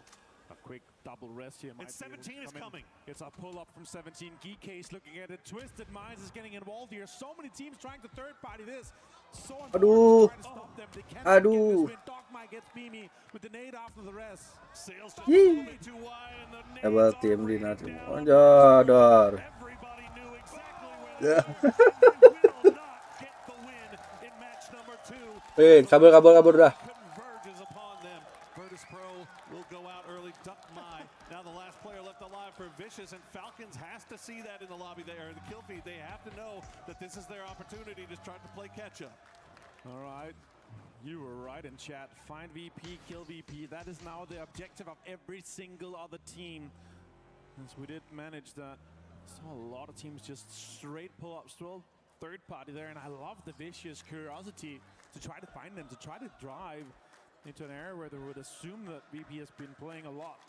That could be, once again, here as the red zone, the southeast is going to be a little bit rough for Falcons. Let's see where the server goes. We do go a little bit further on the western side. Sure, it's a donut, but it removes a lot of the eastern side in terms of the river. High ground that you saw EB as well. He was laughing. He knew, okay, I see how it is. Oh, I guess we just win. Yeah. We're just going to win in match 6. So they're not going to allow us to win in the last one. Yeah, 17, as soon as they saw the kill feed, they were just instantly in vehicles and shooting up the hill. Like, they knew exactly, and that's what they should do, right? I really love that. There's so many teams that they know each other so well. And Aduh, no, Kamal. Masa 2 kali. Shots coming in from Gustav here to more members of Shadow. Kickstart really far up here. It's almost like fighter combat here. Another glider might be able to come in too. Kickstart is really throughout the year been able to provide so much information from this. Look at that, and in 8x you're getting so much information. You see also with the red zone that happened up early in the area that's kind of central inside the new circle, he's able to pass that information along so they know where to kind of play further inside the match here once we go through. Oh, that Luca Rooks there. The barrel as well. It was disgusting on Tycon. Look at that. Some Hellcat. What a really shot. good shooting there. But, I mean, look at this. I mean, Virtus Pro was almost able to even get a reset off of that. If it had not been for 17 just making that full send right up the hill, Virtus Pro might have been back in business. The Xiaowu double grenade. Wow. Instantly taking them down. So 17 doing the rest of the lobby a favor now. Now, on the other side of that coin, Vicious, you mentioned making that push up the hill. They still have a lot to fight for. They're now in 3rd place overall, but only a 2-point lead on Navi. So now that they're down to Duck My, it's going to be tough. It's going to be a catch-up game for Navi for sure in terms of getting closer to Falcons. If they're able to maintain the spot that they have currently inside the zone, Bean does find pretty Curdy. As you see, Lou taking some shots here from Twisted Minds towards that 17. They are trying to hold out the teams coming in from the western side as T1 is all in cars and trying to get some of the lower ground spots that also have some of these divs that's been created from earlier. T1 will stay alive for now. We see the mortars starting to fly in the background. Not sure who was sending them or who the recipient is intended to be. Let's keep an eye on the kill feed for that. Falcons, meanwhile, trying to move their way in on that south side. They've got the compound just up the hill that's occupied by Navi, and that could be a really, really important fight if it were to pop off. As there we go, the mortar's going to fly just a little bit past Geek. Looks like those might be being sent over by Twisted, actually. Hear me out. Okay. 30 to 40 more points to catch up to VP. Yo, chạy lah. Get into the Quay chào ấy rồi đó. the chase on first for match point obviously is different. Hay but PUBG. 30 to 40 points is doable in 3 to 4 games. And there's just 3 or 4 teams that can do it. And if they're able to do that, and this continues with the amount of third party we just saw on VP, VP could be caught up on. Yeah, absolutely. Receh banget Especially if teams are orangnya teh. I mean, this is one of those reasons why if you're VP, you're like, okay, let's avoid any fight that we can as much as we can, because the second we get involved in a fight, we get a knock or we take a knock, everybody that's around us in range is going to know exactly that we're here. So they're going to swarm on top of, just like we saw 17 just do, as 17 actually being more active there on that western side. Looks like they're going to take a fight with AGL as they were Kejar MTH. finish off. Dua doang. As the new circle does pop, it's going to hard shift down to the south. Great news for Navi and Falcons right on their doorstep. You see Tiggleton back on that mortar. Gam on the move as well. Nice check. Gam really trying to get this deep as we check out. Arahnya ke Does look like to be SE. maybe towards Wah. Could be Shadow too. I don't see it how deep it's gonna go here. Also, you have all the bridge that's being covered. So it's really difficult to hit when you have that really broad bridge above you. And Shadow being up, all 4 guys alive. They might be looking to get some of these points here that they've been able to get. With Gustav being able to get the knock and flush before. Gustav does try to get in here, and now Wenbo gets the flush onto Delwyn. And Gustav getting and maintaining a lot of control alongside the ridge towards Shadow. Gustav, Culik. That's an opportunity for both points, but also an entry deeper into the circle if they have to sweep around on the eastern side. That's really aggressive positioning from Gustav there, but that's what Falcons needs. They need to get points. He just cannot afford to get caught out here, as it looks like Satsuna's going to take a few shots over in his direction. Meanwhile, Team Vitality will get eliminated in the end. Full Sense going to run into AGAL, as it looks like nice knock and flush onto Flash, but the return onto Himas will take him down as well. Killfeed is lighting up while Falcons continue to try to pressure Shadow Esports. AGAL does get eliminated in the end, and Full Sense will keep 3 alive. AGL has really had a rough tournament considering how good players we know they are. And now this next circle closes. Shadow could really be in this unfortunate situation of being in the middle of the burger, with Gen G coming in from the northern side and Falcons continuing to consider the pressure that Gustav is going to be able to provide here. As more mortars are coming in, and straight towards Gam here. That did blow up the car, but it does provide and enable some cover for them if they swap around in some of the areas. Here, next circle is going to pop shortly here, and Twisted Minds on the edge, 17-2. A lot of teams is going to have to fight this next circle. 13 teams up, 43 alive. As the circle will pop, and it's going to shift up to the north, so it's going to go to that high ground. Geek T1 already sharing it with Duckmai just hiding in their midst, just lying prone inside of a dip as we see the mortar come through. Gam once again will have eyes on the sky. Looks like they'll avoid it. Kirian lagi. They continue to dance around. At the same time, you don't want to just blow all your smokes right here if you're Gam. Right. Apa tuh? You know you're probably going to need them late game, but Navi is just, I mean, they're just continually sending them down. But this does shift away from Falcons, so now they have to get in vehicles and decide how they're going to get in here while avoiding Ya Allah, no Navi. As you said, it's actually a really rough shift for Falcons. They could do a pull-up onto Navi here. It does happen. Now the pull comes in. Tiggleton takes some shots, connects a little bit, and now Tilsy's being deployed from Navi. They're going to try to pull to the blind side of that Navi compound. Nice Jack. Them get very close in, but a good grenade from Hakatori takes down 2. Now he knows who's on his doorstep. He will go down to Kickstart as Shrimsy and Kickstart try to hold the line. The rest of Navi trying to get over here and provide some support. Boostic not here just yet, as they will continue to play around on these walls. Nobody looking down. Actually, Full Sense. Belmoff taking shots, so they can't play on the outside of the wall anymore. They have to push in. Shrimpsy half HP, kickstart half HP. Yeah. On the corner, gets kickstart down, gets a flush and immediately now it's down to just Shrimpsy. Can he maybe get something more happening here? No, he goes down and Falcons is out in 12th place. Because Navi gets 4 kills and gets ever so closer to Falcons. Can no. Absolutely not the team you wanted to go down to. As Falcons will now have to sit and watch Navi. They do manage to take 1 off of them, so they have to play with 3, but they still have their compound in on the very southern side of this circle. As we check back in with full sense, they get a knock onto Gam, so 3v3. Lawan janjinya eleh. No. Inside this circle, and meanwhile on the northern, just outside of zone, Twisted Minds and 17. 17 has been very active this game after dispatching a VP, and now they're going to try to push right past Twisted Minds. That might be a little ambitious as they're also getting shot at by Geeke. Akan will take down Tian. Songjane takes down Lil Ghost. 17 down to 2. Yeah, this is a Hail Mary from them, and now Twisted Mind can follow up and see exactly what path they're able to play from, trying to maintain that southwest control as Songjang gets some confirmed, and Chanchang gets a bleed out onto Perfectix. So many teams have lost players. Geeke and T1 being the only 2 teams that have a full 4-man squad standing. Sure, Navi is only 3, but that compound is good. If they just get a little bit more here, it could work out. Tanbu finds Belmouth as he opens up. Put some shots with the Rock. This next circle shift going to be huge for Navi. They can get a little bit of luck because leaving that compound is going to be absolutely impossible. And yeah, they're going to have to do it, and they're going to have to push uphill into the Geeke compound. Geeke in a beautiful position here, depending on what T1 does. T1 on that northern side, they've just kind of been looking down to the south, downhill. And off to the east, they're pressuring Gen G, whose backs are right up against the wall here. Gam, meanwhile, just hiding out in the dips, hoping they can hold their line here. I think T1 has maybe spotted out Duckmai. Yeah, don't want to take a risk of losing anybody, so they'll just dispatch with him. By dikubur, ditanam aja.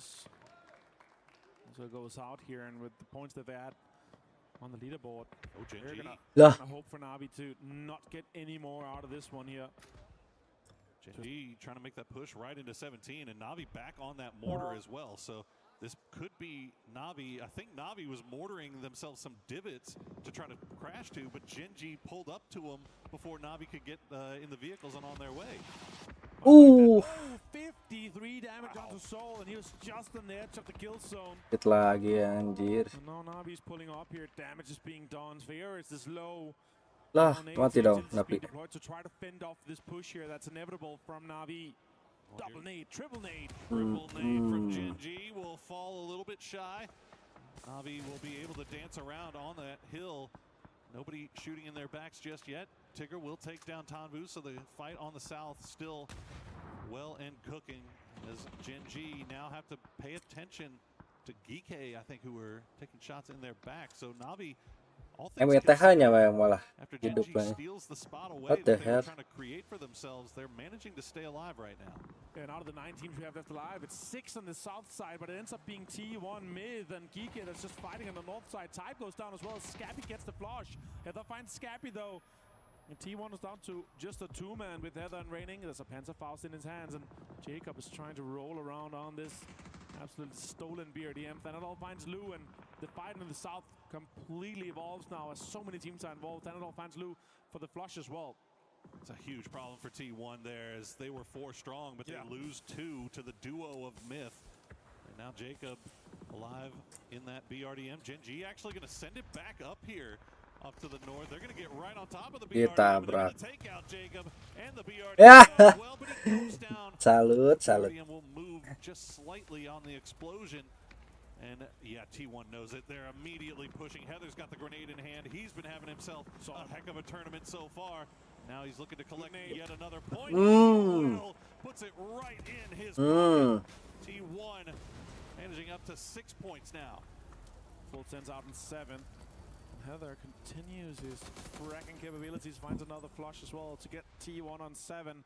That pushes them further up the leaderboard to try to catch up, just 6 points shy of 7th place on their 10th place. So that's huge now.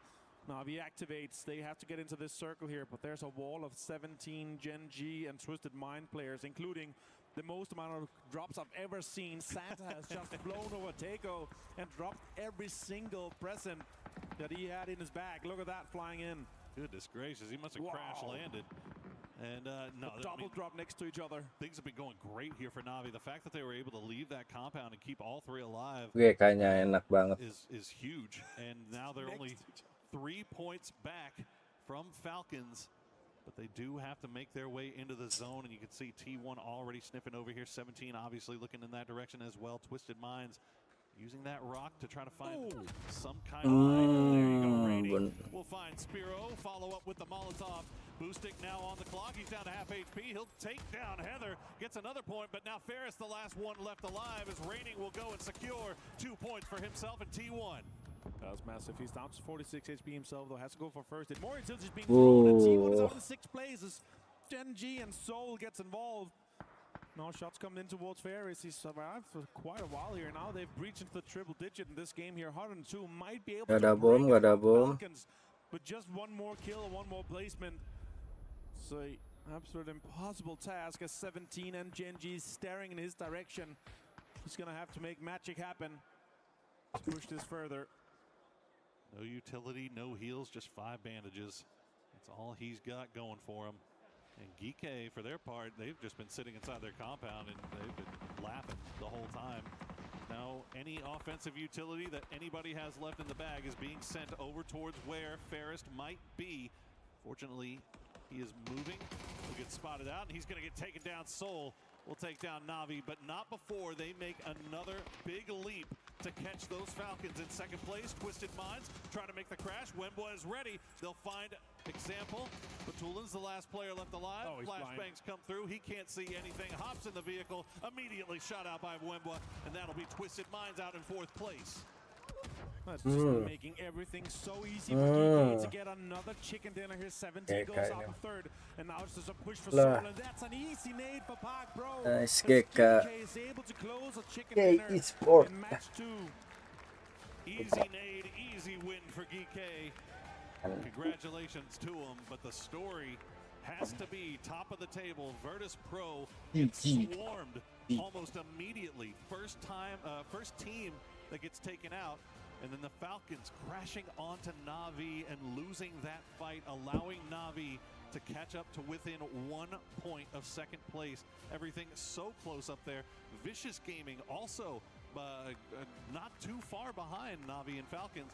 They were the ones that kind of instigated the crash onto Virtus Pro to begin with. So helpful for the rest of the lobby, but they lose a lot of players in the process. Yeah, and Soul on a single mission to put himself in the MVP conversation. 5 kills in that game. Might be able to put himself above Nixie in overall kills. And maybe tie him up on the total damage done. What a game from him. Beautifully played here. Batulis does find Shabu there, and that really just made everything so easy for Geeke in that match. I'm sure they end up on 4 kills, 14 points for them, and they're obviously happy about that. That's going to push them up the leaderboard. They started this game on 6th place and 75 points. That's going to put them up into 89. And again, them being even closer and staying inside that top 6 is crucial for Geeke Esports.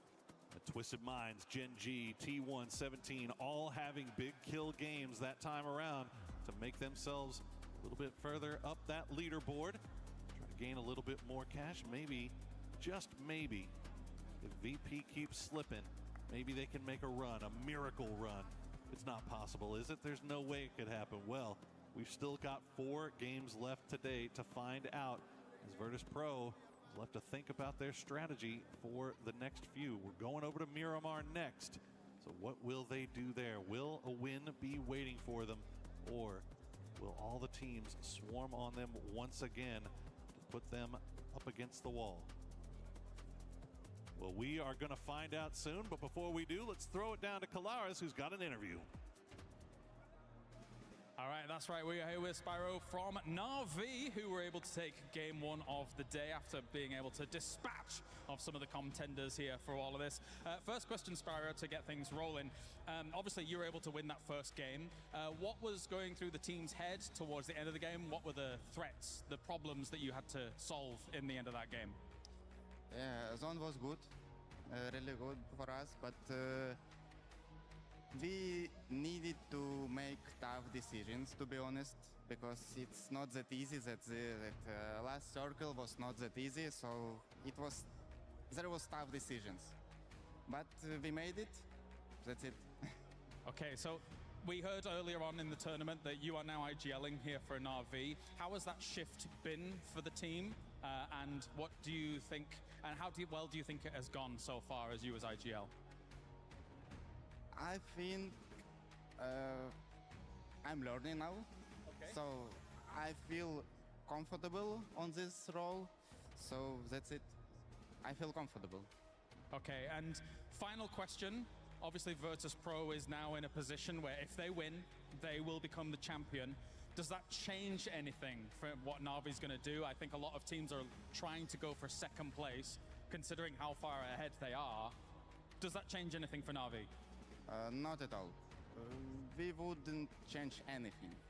So that's it. Okay, thank you very much, Spiro. That does it down on the stage here.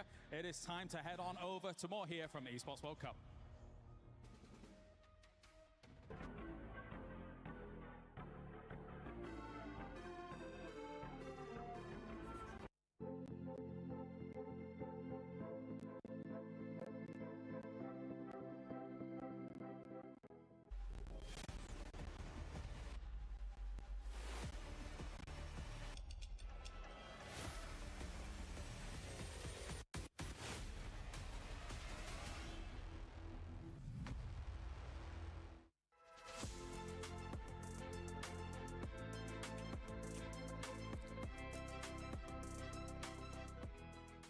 Everyone is playing, you're not yet. EWC Play is your all-in-one platform to compete in fantasy, pick'em, and quests for a grand total of $300,000 in prize pool. Build your dream fantasy team in 5 different games and track your score with live results tables. Predict the winner of every game, every group stage, and every tournament. Complete daily and weekly challenges to earn boosters that help you climb the global leaderboard. Got what it takes? Join EWC Play now.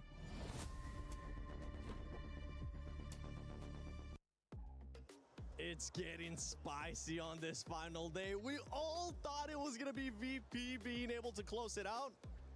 They pretty much got hunted down, Godspeed, as 2 teams just went after them. I mean, look, when the head is starting to get weak, everyone else is going to start coming in and try to take them down. I don't know what kind of saying that is, but the point is yeah, if teams are going to see VP bleed, especially in the vicinity like 17, which, by the way, I'm super glad China decided to show up again, because it's been nice to see them. But yeah, VP finally went down. It was a lot of utility that ended up taking them down. They were in a central position, but that's what we're talking about. If teams realize that VP is around them, they have the opportunity to wipe them, they need to get them out of there as fast as possible. You know, and there were teams that maybe weren't going to mess with VP or had as sort of vicious as Na'Vi's, but I'll tell you what, 17 was definitely one of those teams that was going to take the chance to mess with the leaders.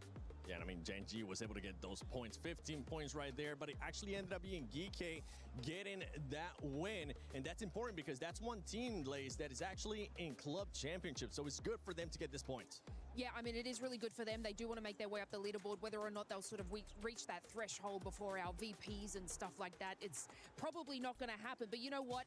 After the VP debacle and all the nades flying into them, you know, I kind of had a feeling it might have went in favor of the Falcons. They sort of did, again, have like a difficult rotate to get into there. But look, they're scouting, but they're not collecting these eliminations, which is making it incredibly difficult for them to sort of push up to that threshold. And I mean, that's, you know, we're a couple of games down and they have not showed up for that. But, you know, you look at GK and stuff like that, not going to be able to sort of chase that sort of tail. But, like, can we talk about Na'Vi? Because, damn, they are now just under Falcons after an exceptional run from them. And, I mean, this is the 3 teams that we want to be having a look at. Now, this is if we were to say VP were to be sabotaged again, we could look at Falcons and Na'Vi taking over. There's just so much money at stake, too. Not just being in first place. When you go from second place to third place, I believe the difference is about $100,000. So Na'Vi wants to stay as close to second place as possible. 100%. And honestly, you know, and maybe I'm wrong here, guys, but it feels like at this point, you just have to accept that, like, this is VP's tournament to lose. So you have to play as those next three teams to, like, get your points where you can and hope that if VP drops the ball, maybe you get first, but you just want to end up as second or as close as you can. Yeah, if you're not, like you said, if you're not Falcons or Na'Vi, you're essentially, I mean, VC, they're kind of getting close, but yeah, you're at this point, you're trying to get as far up the leaderboard as possible. Whether it's catching VP or not, they're still focused, again, on the hundreds of thousands of dollars they would gain just by going 1 or 2 placements. Well, I'm hoping that more teams will start showing up. Earlier, we got a chance to see some players too. Kiss from mid, being able to just take care of Falcons. When we're talking about players, as we've been able to talk about in the past, what is one player that you would like to see step it up in this upcoming matches? I want to see a little more out of Hakatori. I think we saw a really good glimpse of his brilliance on that crash by Falcons when he got the double grenade push out. But I think that we're going to have these big moves where he's getting at least some big 3 pieces and they're putting him in riskier spots. If the win condition is we want to get first place, I think they're probably, again, looking at that second, third, how do we get on top of that before we make the next step? But I think that that's the key to theirs is does Hakatori absolutely go off and have a wild day? How about you, Godspeed? Any player that comes to mind besides Hakatori? Yeah, I want to see Nixie just kill everyone in the lobby and just, you know, win the tournament. That's my answer. Lace, I'm thinking you might want to go with Tig. Aussie as well, Falcons wanting to do well. So, is that... Am I in the right track here? Yes, you want to have a look at like the dynamic duo, even kickstart, to be honest with you. Like this team needs to be able to like get those kill points, and I'm not seeing too much from them. Obviously, like I said, they're kind of being like a little bit shafted on the rotate there, but they are trailing behind some other squads that they could definitely go into contention with and get those elimination points that they so desperately need. But we're not seeing that sort of, I guess, aggression from them. And after those couple of matches, they're also not making their circle rotations. So nothing is happening for them. Yeah, nothing's happening, and hopefully they'll be able to take advantage if VP does end up going out first. Talking about VP, I know Barney was able to catch up with their coach. It's Grand Finals day. It is the day to close it out, and the team that is running away with it currently is Virtus.pro. I've got the coach joining me, Ibiza. Thanks for joining me, mate. A pretty intense day so far, but you've dominated the competition up to this point. How are the boys feeling today? I mean, everyone's feeling, of course, super confident, but with the Smash rule coming into play, and as you could see the last game, everyone instantly was coming for us. There's a lot of pressure. Also myself, I'm kind of sweating like watching it, but we're keeping composure. We're going to talk after this game some things over it again, and yeah, we're going to build on that, so see from there. How was it after game 1, seeing the boys get into Smash Zone so quickly? It was really nice to see. We instantly we were also in the late game. We're like, get that point, because they were counting themselves. So that was really, they were keeping track of it. So yeah, it was a good feeling to instantly get in there. Yeah, and then just before I let you go, some of the casters and the analysts were talking to Nixie earlier today, and he said that, you know, if there's a map that they would choose to close it out on, it's going to be Miramar. That's the next map. It's map number 3. Do you feel the same way? Do the boys feel like they could close it out on this next match, do you think? I mean, Miramar... It's not our strongest map, so I wouldn't say so. We're usually like a Erangel-Tego team, Erangel or Tego map right now, team-wise. So I'm not sure about Miramar, but I mean, we're gonna see it, so. Maybe Nixie was trolling us, I don't know. He's in good spirits, you're in good spirits, everyone's feeling strong going into this. Let's go back to you guys. Hopefully nobody's going to be trolling, and you might be wondering why I have a baguette on my hand, and that's because I ended up trolling this man here and giving him a fake one. Toffees, this time I got you a real baguette. Ooh, you're not gonna trick me this time. Nope, not again. I'm not falling for it. Absolutely not. You guys want a piece? Yeah, please. All right, you know, Toffees, hold this for me, please. Give me a little piece. Ooh, look at the dust off that. What? Crunch. All I ever get, I've been trying to find a baguette for a week. All they give me is liver and snails. Oh, that looks incredible. Yeah, why would you do want one? Of course I want one. I've been trying to find one all week. You're just trying to get a big guy to eat on camera. Cheers, my friends. Cheers.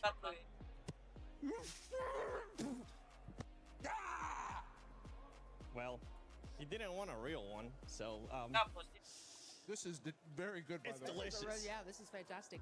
It is delicious. You know what, As a Kalaris? big man, I approve. Take it away. We'll be enjoying this baguette. I want a piece now. Yeah, all right, where's my baguette? I want a baguette. That would be fantastic. But yeah, of course, I am here with Avenger as well to talk about what we've seen so far. Because I guess my first question for you is, did you think we were going to see Virtus.pro break the limit in game one. That's nuts. No, I mean, you can see how happy they were about it as well. And, you know, as you just heard from EP as well, they're counting. And these guys are so good at kill feed tracking. They know exactly where they were. They know how many teams were left. And they just needed to make sure they got those. And again, doing it in match one makes it extremely exciting for the rest of the day. But then we just saw what happened in game two.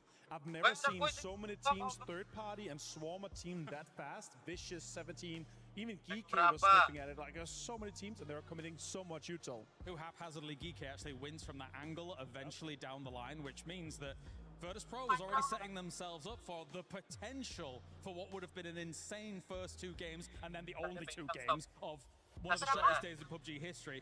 That said, though, the way in which 17 Gaming rolled up to that third party, even if it wasn't Virtus Pro in a position where they could have potentially won that game, that was a great third party anyway, right? Talk to me about it. It was up, and again, we have to talk about it because that's usually the area where Virtus Pro is coming in from. They like this high ground area, and a lot of teams they know because there's so much information to be gathered, there's so much control to be had, there's good rocks to be played, so teams know, and they know each other so well, so I like the idea from 17 that they came in from that western side because there was a potential of it being VP because they want to play as many games as possible.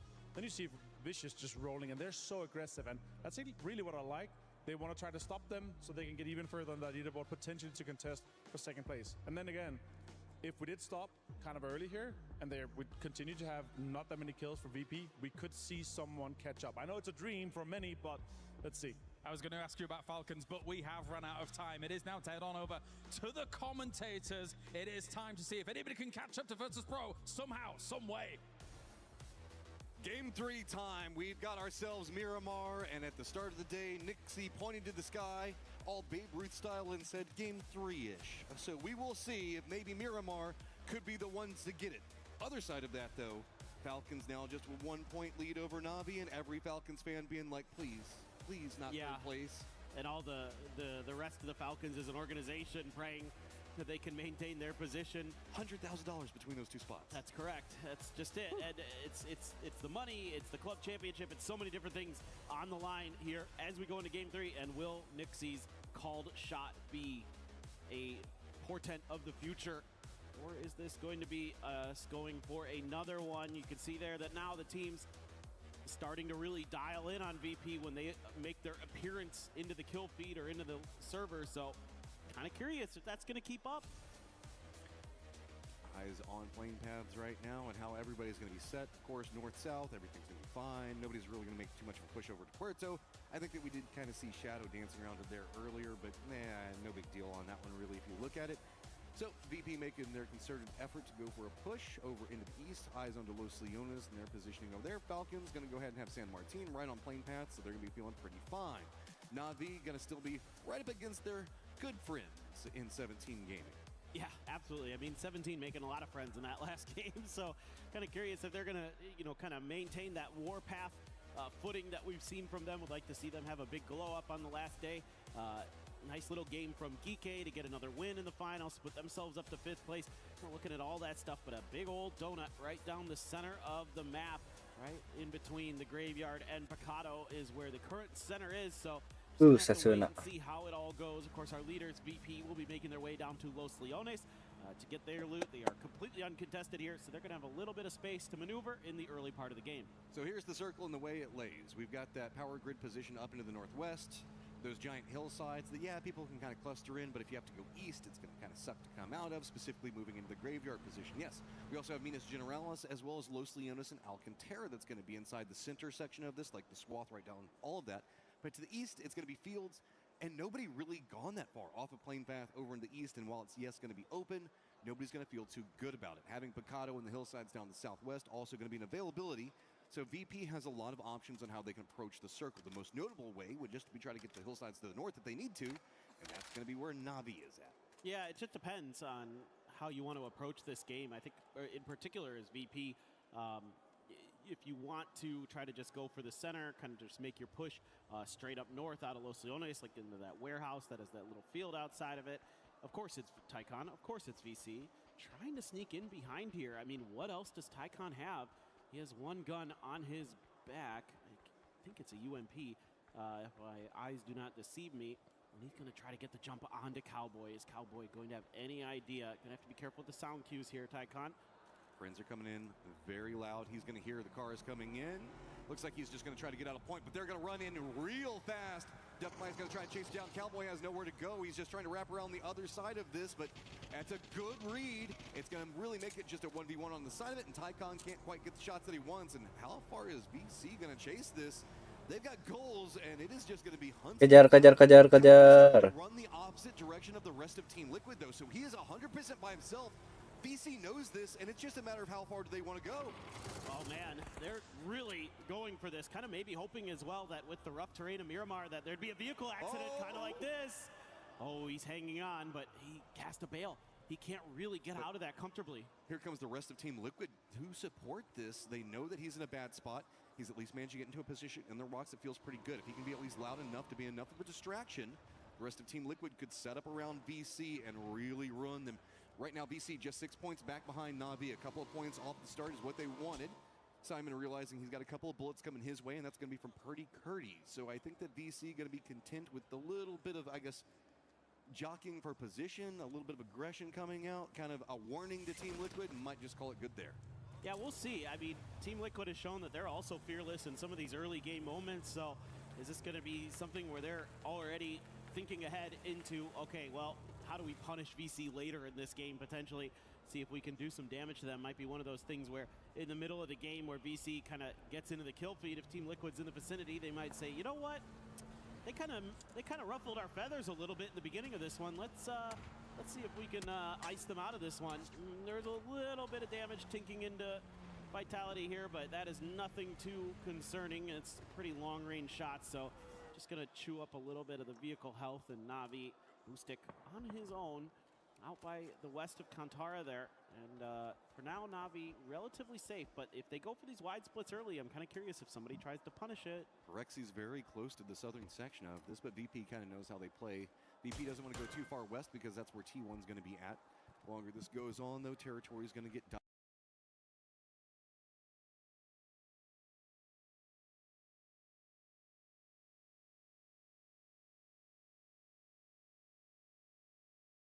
As it goes.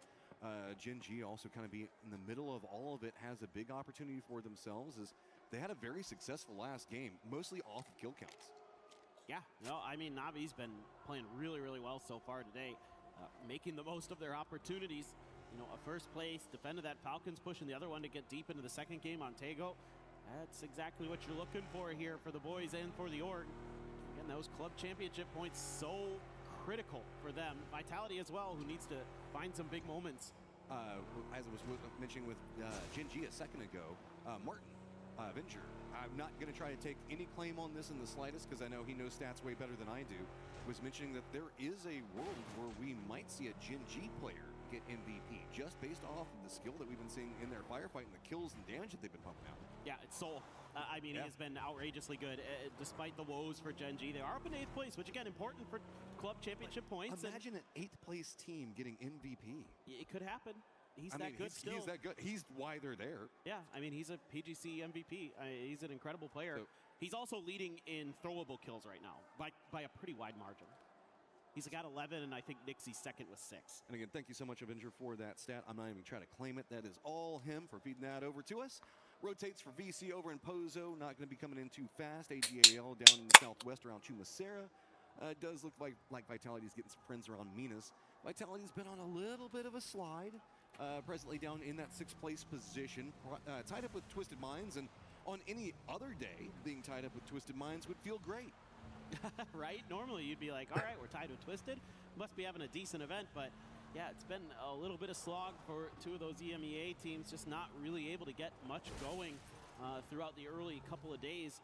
Meanwhile, Tiggleton is going to be chilling up on top of the mountain, and that's just a information gathering position for them. Falcons just looking towards their east to see exactly what everybody's doing out over there. It's a great control point to play from, right? Because Power Grid is its own island right now. It's just kind of in that northwestern area. So if you get control over this hillside to the east of it, you've got one of the main paths that people trying to roam around. Na'Vi, Shadow right next to each other. Shadow has just been kind of dancing around over here as it does look like they managed to jump around Vitality. So this is just territory control. God, Boostic is just so good. It's one more bullet, and he had the knock. That's all it would have taken, but just couldn't quite find the angle. So Kamal's looks like he's going to be able to get to safety indeed. This God compound, relatively safe in and of itself, just pushes from kind of the top and bottom of it. Can be a little bit tricky. Meanwhile, Team Liquid has rolled into 17's home territory of Picado right behind them. There is AGAL as well, kind of skirting around the edge of this, but looks like Liquid doing a little bit of scrap looting, just looking for anything else that was left over for them. Well, also just a great place to play for it. Assuming the fact that 17 went a little bit wider out, they're going to take a couple of shots at Twisted, who's playing just to the south of Falcons we saw a moment ago on that hillside. VC gets some more loot. That's going to be great for them over in the northwest. Nobody else around it. Oh, we go Minas hard. That's going to be great for Vitality. Shadow also kind of spattered over there. GK's got inside track to Alcantara. And I'm having flashbacks to 2019 in PGC where we saw a massive game coming out from FaZe around Alcantara and the potential that can happen here. Yeah, Alcantara is one of my favorite finishes. It has so much terrain to play with, so many interesting ideas that you can work around. We'll have to wait and see if that is going to be the case. Looks like ADL is going to go for the emergency pickup over on the far western side. VC has done their looting from the secret room and are going to be making their way over from the northwest side. The Liquid boys have to leave Picado now. They're trailing 17, doing a little bit of harassment, but meanwhile, Falcons have established a presence in Graveyard. That's that great scouting ability, that great pivot ability that you were talking about earlier, Matt, from that spot that they had taken. They're going to be able to watch everybody else around them moving away and finding the open space behind it and backfilling it. And that is going to be a nice little find temporarily for them. They should be able to lock that down pretty well. VP playing this safe in that warehouse I was talking about earlier that kind of has these fields around it. It's going to be in the circle, and okay, hello. Bit nervous on the couple of things going on here. As I was going to say a couple of nades being exchanged between Galen and Jin G. Already down and flushed out. A lot more focus coming over here as Vitality also has a player that's playing around Minas Generalis that is not. So maybe a bit more of a reset coming out for them is, yep, they're going to get the res. And Minas Generalis can support a lot of teams. Yeah, it's got all these little mini walls and corridors that kind of create all these different little sections that you can hold down inside of it. So if we end up going that way, it feels a lot bigger than it is on the map. Yes. Just because it can support so many different squads over there. Really, though, I'm looking at Navi in the center of all of this. Falcon still holding that graveyard, but has left Tig back around San Martin. Yeah, so Tig is just doing some of the back scouting, watching the flanks, making sure that nobody's coming behind them.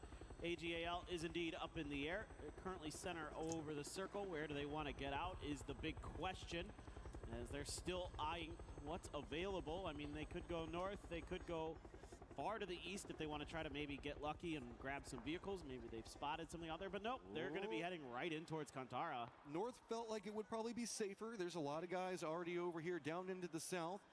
Navi not going to get too much vision on this. It's going to be mostly GK taking the shot. Smith on the other side of it. My lord, look at that mini-map. Everybody's trying to get a piece of AGAL. Can we even see Sololzi touch the ground? He does, so he doesn't instantly die there. There is a res potential, but I dare you to go for it. Yeah, you can see that Full Sense as well has some oversight of GK's position. That's actually from behind EJ, and they're keeping him from being able to really dial in up towards his north. So kind of an awkward situation. A lot of these compounds in this part of Miramar are really odd because they have a lot of narrow, thin windows, but they can be seen through from a couple different angles, so it can make it tricky to kind of go for the plays that you want. Over towards the west now, still keeping Minas Graveyard in the mix. Kantara as well. Looks like VC is going to be coming into Minas. Go ahead and add another friend to the soup that's going on over there. Twisted's going to be up to the north of where we can see Falcons playing. I think that they're going to play the actual graveyard instead of like the church and everything else like that Falcons got.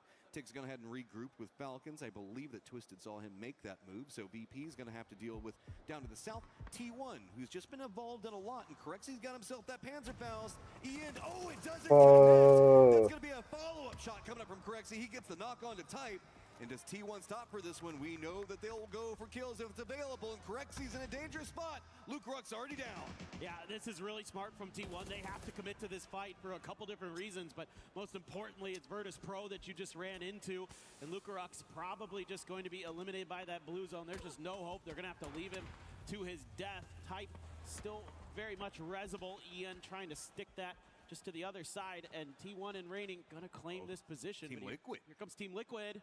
They're running right into this. Do they even know? Looks like T1's managed to set it up fast enough. Team Liquid's instead just going to stop right on the other side of this. Not going to go too aggressive just yet. They've left Luke 12 back behind this all. So Luke Rook's now down and flushed out for VP, while Team Liquid looks like they're trying to pounce onto T1, but I think the T1's just going to hop in their vehicles and go. They got at the point that they wanted. Now back to their merry way of running around and seeing what other fight that they can get involved in. Hey, there's a free car back there, at least for Liquid. There's a Murado sitting in open space. Meanwhile, Twisted has made their way in towards Graveyard. I was curious if Vicious was going to try to backstab Twisted here, but instead they opted to rotate ahead of this fight and play a little bit of gatekeeps to play it a little bit safer than maybe we're used to seeing from Vicious in this final lobby. Tough to get some grenades in here. Shrimzy being very active right now, has that Saiga as well to defend. Big points on the table for Twisted Climb. You can see presently tied with Vitality like we were just talking about. Big fight for them can put them up next to DK.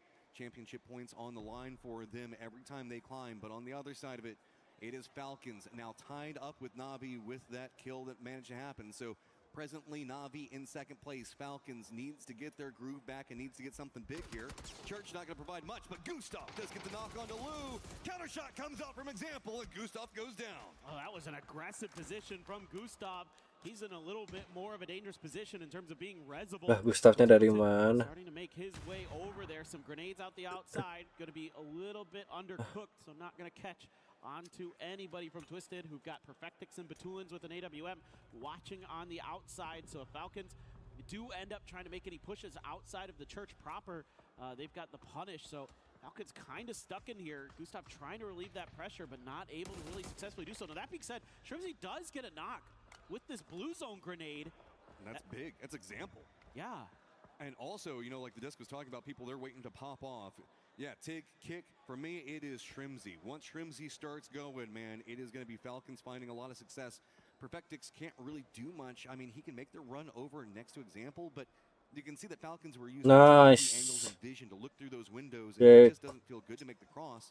Instead, is this a bait? Maybe try to see if anybody goes for Gustav. Perfectus is thinking about a grenade on it. I think it's a little bit too far to the right, though. Yeah, it looks like he just doesn't quite have the read onto where that would be, or maybe it's just trying to go for a timing play on the player leaving the church. Shrimzy is going to send out a grenade in response to keep Perfectix at bay.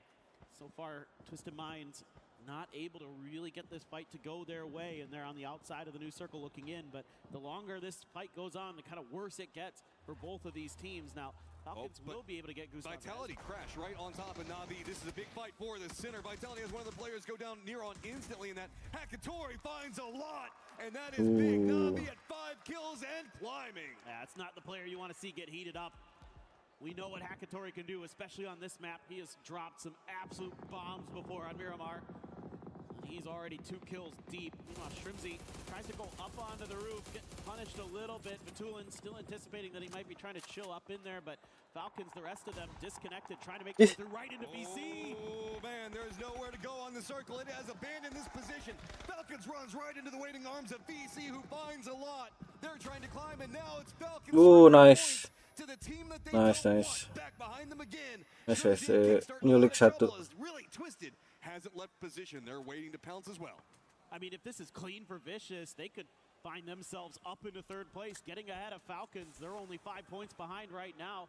Shrimzy will end up claiming that point onto Example. He maintains his position in the bell tower of the church, but so far he hasn't really been able to help out in this fight. Meanwhile, he's trying to track Twisted Minds' movement, who reached out into the blue to try to make their next rotation. Gam gets up into a pickup there, but they already had a couple players center circle. Gike has Kantara Crater, and it looks like that might be where Tanbu was thinking about dropping. Alo with the bolt hitting T1 players off screen. I think that really Falcons are just trying to wait for VC to go for a more controlled position. Genji is going to be coming down, wrapping from Minas Generalis. It's going to be pretty close. Navi's going to take the shots, might force them a bit closer into VC. Shrimzy's been keeping an eye on what's going on with Twisted, so he's going to take a couple of shots. Now we know Falcons, well, at least Falcons now know that Twisted's no longer on that point, but they still have to deal with VC in front of them. Apinya nggak nembak, bagus banget. This is going to be a really hard rotate for Falcons. Yes, it is not feeling good, and that makes it just that much worse. Already in the blue, taking a bunch of damage as kickstart. Soul is looking to try to play spoiler here on the other side. You can see Genji starting to formulate some kind of plan, but Tanbu just died after getting pulled back in, I believe. Yeah, so it happens. Just think. He was just floating around. I was watching him on the map, just looking for info. Yeah, just scouting out for the squad. I mean, it works out. Gam's in the middle of the circle. 17 is going to be right next to him. One of the duo splits coming up from Na'Vi is going to be in the east.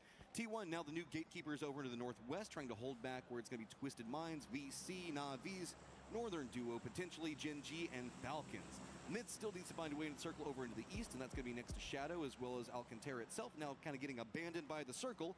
It's going to be AGAL as well as DK on that path. Solid enough work from Twisted Minds to not just be down. Kickstart, though, not much Yeah. he can do. He is completely gate-capped by multiple Oh, players. Soldo looking for that point. Lah. He's going to be getting there. Pow actually Lah. deals with a grenade. EC finds another one. Now it's all down to Shrimzy, alive out in the blue zone, watching it all go awry in front of him. But it is also going to be Gen G right now in trouble next to VC, and more point potential coming up for them. GK looks like they're just going to send it into the center of the circle, and that's going to be right on top of Gam. 17, that's not going to work out well. Lots of people starting to fall. Just 2 players for GK alive, and they are entrenched in a position that feels absolutely terrible. New contenders on approach. Myth to the north going to eat up a little bit of a distraction. What's going on over here is at least GK can stop for a second, and it feels like 17 kind of lost where GK landed out in the mix of all that rush. I just don't know that there's much Akan can do here on his own. He is surrounded. He has a lot of players who kind of have vision into him. A good grenade could be a difference maker. It's decent, but not good enough. Looking to throw some smokes over towards ZJ to try to go for that res. Meanwhile, 17 has been stalled out. They're not able to get into a position to punish this just yet. Maybe this grenade could be close enough. We'll see. Falcons now down and out. Trimsy surrendered to the blue zone. Nothing to be done. So it is going to be VC nipping at their heels, just 4 points behind. Na'Vi trying to push their lead even more, and Na'Vi's got a great position in this circle. VC is going to have to start pushing their way down through it all, but 17 coming alive at the end of this feels like they're in the midst of a war as everything is just exploding around them. Yeah, and there were even mortars that started to land in their vicinity, so making things just that much more difficult for them. Again, trying to anticipate where the GK players might have gone to. Up on the north side, there's quite a bit of fighting. Myth, Na'Vi making a rotation. Full sense up there as well. Na'Vi is mega split right now. They're at a huge 2-2. I'm not sure that's by choice. They're pinned down between a couple different teams. Oh, that grenade was almost devastating. The follow-up does connect. Doesn't get the knock onto Hakatori, though, so Myth, who made this desperation push. Remember, there is a 2-2 split for Na'Vi, and the southern section's entirely surrounded, so it's just this northern section having to deal with everybody on Myth in front of him. Can he get the nade into the right spot? Nade starting to roll back, goes a bit too far. His looks pretty good. Does connect and get some damage. Does get the knock. Yeah, nice. Nice. Yeah, Hakatori had a grenade in hand. Lucky to not fall to that, but it might not matter too much. Boosting on a sliver of the health, at least outside of the blue zone, so isn't going to take any damage from that BZ nade. And he is going to throw down some more smokes to try to see if he can get Hakatori back into play, but he's bleeding out. There's not much to be done on the outside of this as well. VC just trying to limp their way into the circle. Only one player still alive. Ya di also right on top of Myth. ambil gam. Yet Shadow just continues to take those peppering shots right in the backside. What's going on with Boostic? And he knows he is trapped over here. He's just down in the trenches and going to have to fight with anybody. It's a field back behind him. That's going to be controlled by Gam as well as 17. And Gam's already taken a couple of shots over here. They know with all the smokes down, the explosions, and now Boostic knows that he's got the BRDM in front of him. This is just survival mode. That's all he can do. See if he can stall out everybody for as long as possible, make it more complicated for everybody into the northwest, so that way it relieves some of the pressure for the duo that's playing in the east. Yeah, it's really kind of a hopeless situation, and but still could do a lot of damage. Could boost it to some of these other teams. Myth, though, with this BRDM trying to make their way further forward, that still has quite a bit of health. So they're not going to be too scared about some of these bullets bouncing off of it just yet, but they've lost Kiss along the way. They're getting out to take the fight, and they're going to get one. T1 trying to be opportunistic, finding something. Raining gets knocked onto Scappy as well. Heather just gitu. He goes down. It is just Baron in the BRDM. The last one's up, and he's got to try to get to the circle. Type's going to be right next to him. Perfectix also Overwatch. 17 going to be trying to gatekeep on the angle. Team Liquid watching it as well. Culik, Shadow. So that's going to be less people over here, and the crossfire just comes out. Myth goes down. Ya, Jaxi Quite a bit of damage to T1, though, and that's actually opened up a lot of space here for Boostic to maybe survive out of all of this. Grenades splashing around a Shadow. They've got AGAL there out on the edge. The Molly looks like it might have connected to somebody onto AGAL. Indeed, Salalzi there. Nice, Anji. Nice hold from Shadow. Na'Vi also in the compound right on top of Shadow. Yes, VP is still alive, guys. They're just down to the south. They've got the fields in front of them and a compound. Team Liquid trying to keep them out, as it is still just Na'Vi fishing with Dynamite to see if maybe they can pick up a knock or a kill off of that. But this duo thing. No. Those shots with the nade though, and dropping it right on top of Shadow. Rata dong. That opened it up for Boostic. So suddenly the three-man comes back together, and wow, was that punch! Boostic just gets instantly knocked. Yeah, that was really, really tough for him. In an awful, awful position. Full Sense now going to try to capitalize on the weakened Na'Vi squad. Going to claim just the very edge of this compound for themselves. Leaves 2 players behind. But Belmoth is in the knock state, so they need to maybe think about going for a way to res him. But meanwhile, Flash trying to push a little bit further forward. As the Scar in hand, looking for those Na'Vi players, but they're dug in. They don't need to go out trying to do what he can. Find an opportunity. Got a spot onto Ferris. That grenade, if it's well cooked, it wasn't. So Full Sense just needs a point, and then they'll be tied up with nggak zona dia bro, bagus. Nggak zona dia. The circle's popped, and Tapi it's bisa just ikut on the perang other ini. side. Better be careful. Looks like it's gonna be VP on the hunt for more. Aduh, VP-nya ikut serang. Notif please. Lu anjir. Nah itu notif. Langsung putar badan semuanya. Putar badan. Bang, tolong ini bantai dulu. Tolong. Respect streamer. Ada Katsuki guys datang langsung ini. Rame nih. Oke, notif. Wah, dibantai-bantai ya Allah. Makin jauh tuh di atas.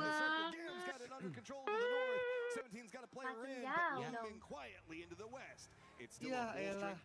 Jadi dapat zone bro. Jack, gelo, congrats. Loh, nggak karu-karuan. Kongres tuh 16 gimana mas? Back to back. Yes, 16 sepertinya.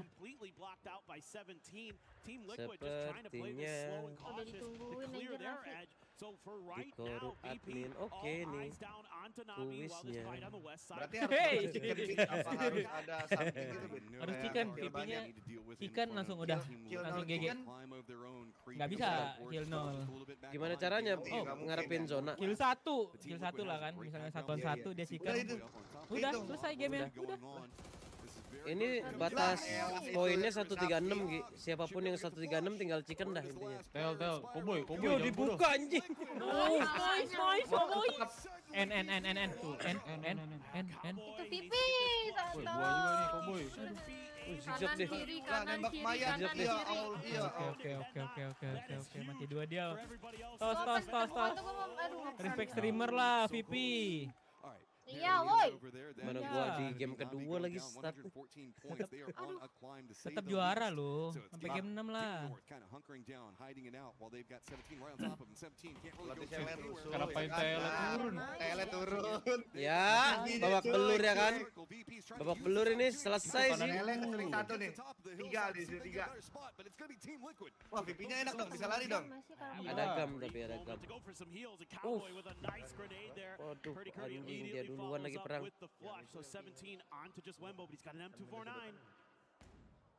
Back down the pacing. Wimbo knows that they're going to be playing this one. Gam still just sitting there quiet. I don't know if they pulled their triggers in a while. Could just pop off. Nobody's expecting Wimbo. Play outside smokes. Goes Oke. Knows how the LMG works and counterplays it perfectly. So now it's to the west. Team Liquid's got control of the circle and they know where Gam is. Jauh juga nih SE ini. Rebahan. Udah bukan teman SE guys, TL guys. Shit man. TL naik udah ini. To claim their Panasnya title telat right dah. here. It's going to be very tricky with only 2 Liquid, players. chicken. Lu malah main The Sim. SE nggak mau kayak Liquid nih. Win ya. Win ya. Nih Liquid chicken nih. Chickenin dulu ya, awas ya. Chicken. Kemarin juga chicken D1. Pasti nggak sih? Ya di sampah sih. Ini kan hari ketiga day pertama juga chicken dia. Anjing poinnya udah gak ngejar. Tapi setelah itu jorok. Mana cara ngejarnya itu? 100. Ini peringkat 3 berapa poin, Bit? Apa? Peringkat 3. 5. Anjing udah gede ngentot gak kejar dah. Ya Allah. Dapat tuh kill lagi. Tapi itu udah real time Gi, nambahin. Kok kita kayak lebih dulu ya? Nggak perlu nambah lagi dia. Mati zone sih gamnya. Nggak usah kasih kill VP. Betul-betul. Lah, dapat kill dong. Dia mau nge-try. Kill VP Dapat satu. poin lah. Katain masa sih selesai. Katain satu arena di situ dia. Aduh, Mosok masih ada kalah. niche tapi masih ada niche. Nol tuh. Pelornya 0 tuh mas. Enggak sih. Oh iya poinnya ini. Tapi di peringkat 2 masih lanjut nih. Masih. Selama nggak chicken dia nggak klaim voucher gitu ibaratnya mah. VP chicken Subaton nih. Oh lo langsung Subaton ya. Guys denger guys. Ayo VP let's go. Let's go VP nggak apa juara. Temen gue Subaton. Let's go. Wait, nggak mungkin. Face the fear ini, masa knock itu yang disebok gue. Pelor sisa 24 nih. Orang hebat kalau chicken ini gua akuin. Lo cium tangannya ya. Oh, gua sujud. Berangkat katanya, berangkat EWC katanya. Kita ditawarin Gi, berangkat EWC ini. Berangkat EWC. Enggak, ini apa?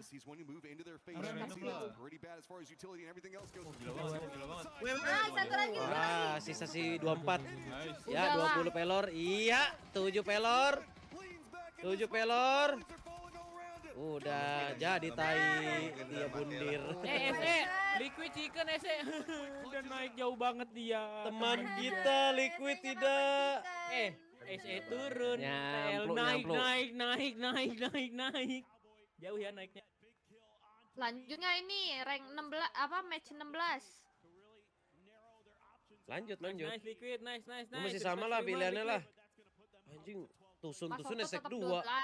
Iya. Esek 2 killnya banyak. Udah gak sih lalu MVP main Decime di rumah. Rame oke. Respect streamer, iya.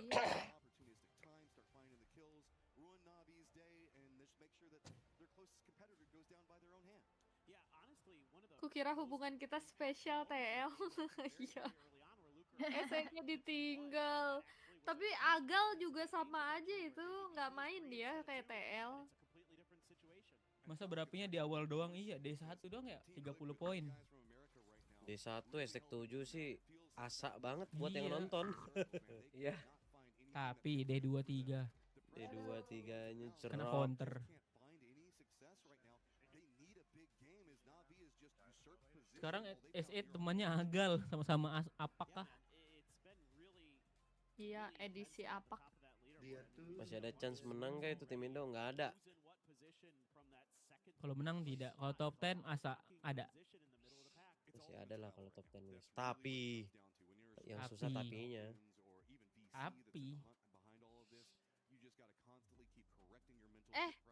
Match 16 VP rank. Yang lain. Gimana masih nih? Sama. 15-16 masih sama. Om Dros 15, Okto 12. Sama saya sama. Rania. Quiz. Kenapa? Quiz apa? Aku. VP rank berapa? Kan enggak ada yang bener anjing, rank 2 enggak ada tadi. Oh. Apa nih rondo. VP. Apa next ya rondo ya? Rondo, Tego, Ranjal. Lagi mau mulai lagi? Rondo VP. Bukan ML. Deng. Oh, banyak tontonan ya. Evan malah ini, guys. Aku menang. Ayo Ben. Beli tiket ya? Gua ada paspor mah Ben. Ayo gua juga ada nih PSPIR. Gue tinggal mau cek tiketnya sih, belum ada tapi di website-nya. Tinggal duitnya doang, Ben. 3 nyom. B3. Ben. Apa? Tinggal duitnya doang. GG lah itu. Ya gimana? Yang hari Sabtunya aja. Aduh teman-teman kita 2 atas 2 bawah. Kita tengah nggak sih guys? Aduh nih. Minggunya nonton di hotel itu Ben. Apa? Minggunya nonton di hotel. Iyalah. Kelipatan 3, 6, 9, 12, 15. Oke itu. Ah ya, gas. Wah, Gua ambil tengahan dah. psikotes lagi nih. Enggak, Mas. Itu matematika. Di psikotes ada matematika gini, Nom. Percayalah. Yang nggak lolos nggak boleh masuk Discord. Berarti di kick tuh ya. Padahal ini Yang nggak loh, lolos jangan masuk Discord. Mas Nugi beneran. Padahal kemarin Imbot lagi ngasih lihat yang F1 bagus-bagus loh. Apaan bot? Bot. Imbot. Jaket, gitu-gitu Bot. topi. Murah-murah game 4 ribuan. 4.000. 4.000. Ya. Bot Iya. merchandise F1 bot. Euro. Bit. Ini ada jaket EWC cuma warna merah. Aku tahu dia Kenapa? kemarin story. Dia kemarin story. Loh, Wih, Kuki. Oh, itu alah. apa itu? Kayak jaket gua cuma warna merah. Ih, cakep banget. Berapa duit? Berapa, Bot? Sama Berapa ya? 4.000. Enggak, 1.000 apa sih? 4.000 euro. 4 juta. Meninggal anjing. 155. Oh, 155. 1,5 juta berarti itu. Masa gitu 1,55 ngitungnya mah. juta Berapa kayaknya. euro ya? 10.000 ya? Euro berapa ya? Euro berapa sih? Euro 10.000 3 gua juta ya, serok oke. anjing. 3 juta. 3-4 juta paling kita. 1 euro berapa? Mas Nugi nggak mau F1 Mas Nugi. Tuh Mas Nugi. Berapa Ada duit? yang Buka just tip itu. Nah itu Dia buka Aston jasa Martin dia. berapa ya, bot? Topi Aston Yang Gi. mana? Yang kuning Gi. Nah ya. Yang ini Tosca berapa euro tuh yang kanan bot? Yang kanan Kanan enggak sih lo, Bot? Tosca. Oh itu Sama harga itu. kanan. Oh sama. $48. Kanan Euro. Euro. Euro ya. Berarti sejuta. Sejuta. 100. Itu sih Tobi sejuta. Itu sama F. Sejuta. Kan kita bikin aja Mas, warnanya sama tapi Aston Martin. Oh iya benar ya. Martin. Udah gua Kita bikin aja. Iya, Bukan tulisannya KW tapi juga parodi ya cakep, bikinnya. Pak. Iya parodi kita. Ih, bagusnya. Lah punya gua ada yang gede ini dari Bang. Tumbler mahal nggak tumbler? Tumbler apa Mas? Itu Ferrari. 25 euro. Oh aman ya. Lucu tumbler ya. Aman. Masuk akal 25 euro. 500 tuh, 500.000. Menarik Gi. Nah kan menarik kan? Menarik kan? Rasanya Menarik just tipnya kali. kakak. Menarik harganya yang bikin gitu loh. Nah itu baju. Tuh ganteng Itulah, banget nunggu jadi orang hype lah. Itu Ferrari. Berapa euro tuh? 200 Dandi, euro. thank you ya. Wah, Mie ayamnya. Maaf 200 euro. 217 euro. Maaf. Maaf. 1,7. 4 juta setengah. Juta 5 lah, 5 juta. Hampir 5 juta. Nah ini gimana nih helm ini? Helm kucing Helm ya. apa itu? Helm kucing ah. Tereret. Gak tahu di mana kayaknya. Percaya. Ronaldo mana Ronaldo? Ada Neymar. Neymar sudah buktinya juga. Oh iya. Dandi Saha, Muhammad, Iya. dan Kan BA. Dika. BA, Ngerti EWC. nggak sih lu? Oh iya. BAM. Dodo mana Dodo? Dodo. Bang Dodo. Dodo lagi live di Twitch nih, sabar.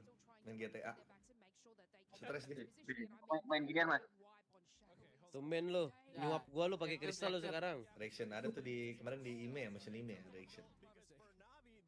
F1. Lagi IRL ini ceritanya. Gak mau nitip Mas. Sakit dompet bot itu bot, lihat harganya bot. Sakit dompet. Bukan masalah just tipnya sih, lebih ke memang basicnya Satu aja, udah Mas. mahal gitu. Yang masih bisa dibeli cuma tumbler doang. Yang Iya, mampu. paling masuk akal Tumbler sama anjing. topi oke lah, tumbler topi. Masih bisa kepikiran. dibeli itu. Beli sepatu ini on cloud gua. Lagi demen banget gua sepatu tuh. Bagus banget venue-nya.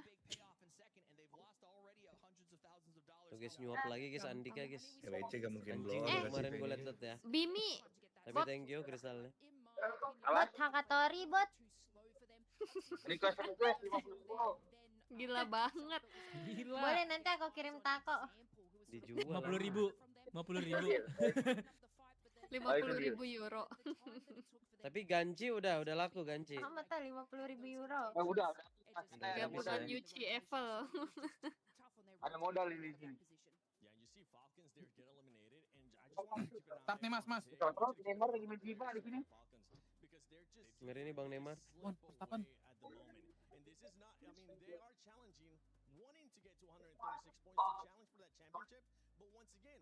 Ini open to public. Ini orang-orang public apa player semua? Public. Kan ada tiket ya, Bit? Cuma yang bisa naik ke sini yang ada ID card-nya doang. Oh, ya itu maksudnya. VIP. Vivi Boneng. Aduh, sama lagi. Kenapa kita nggak ngetim tuh si Bot? Kita tuh chemistry kita tuh. Iya. Jersey tapi gratis, oi. Bukan nitip itu namanya. Mana sih Neymar? Mana? Coba panggil. Nanti nongol dia katanya. Neymar. Goblok. Orang gila nih. Bot mau jaket, tapi duitmu ya. Duit R8 ya. Tai beli jaket 4 juta. Ini mana Rimar? Jaket gua 3.000, jaket itu 4 juta. Mati lah gua. Kalau itu masih boleh lah kau mending sumpah. Yang merah sih oke sih, Bit. Apa? Iya, oke banget. Kali 500.000 gua beli itu 4 juta, matilah gua. Lah, langsung aja, Bit.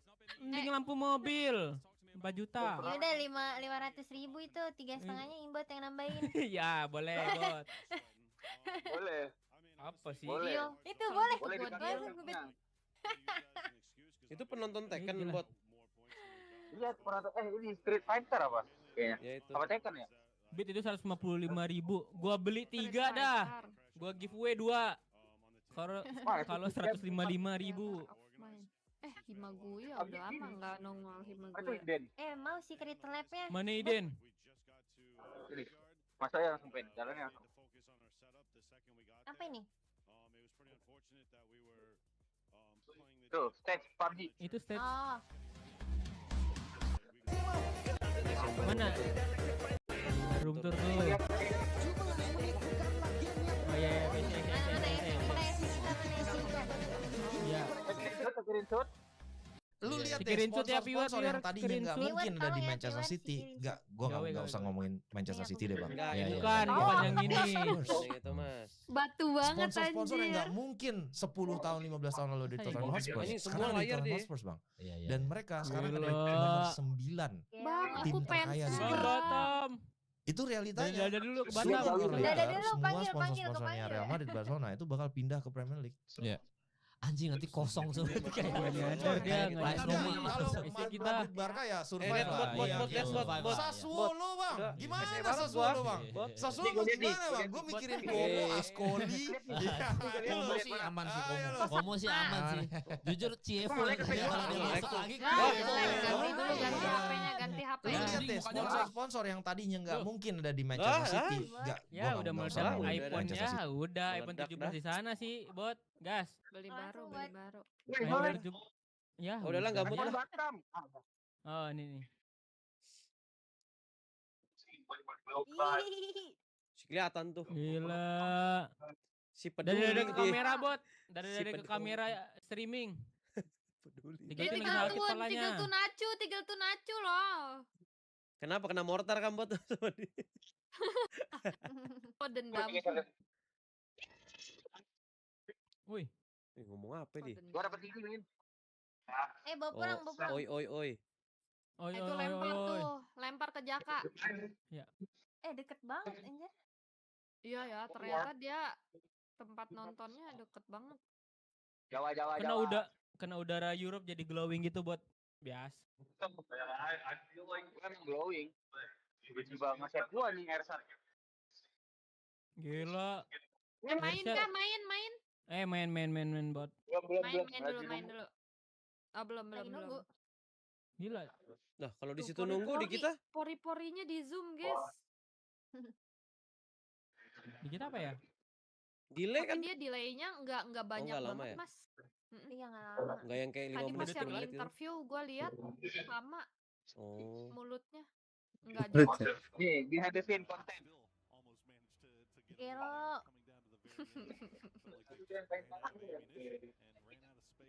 Ada 3 malai. Ya kalau Udah main. Buat yang baru masuk jangan lupa di like. Bot kok lu nggak main di stage? Nggak sopan banget. Woi. Bot main bot. Woi itu ronde udah play. Woi. Udah play bot.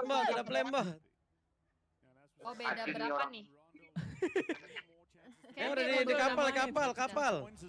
Tuh, udah pada turun bot. Ya telat dah. Turun bot. To be in that smash position in the second last game. I doubt it's gonna happen though. They're gonna be denied by so many other teams as well because they're the second place team that everyone else is trying to reach up to. From Valkyrie, from botak. all the other teams competing here at Esports World Cup 2026 and you know Itu botaknya itu tadi.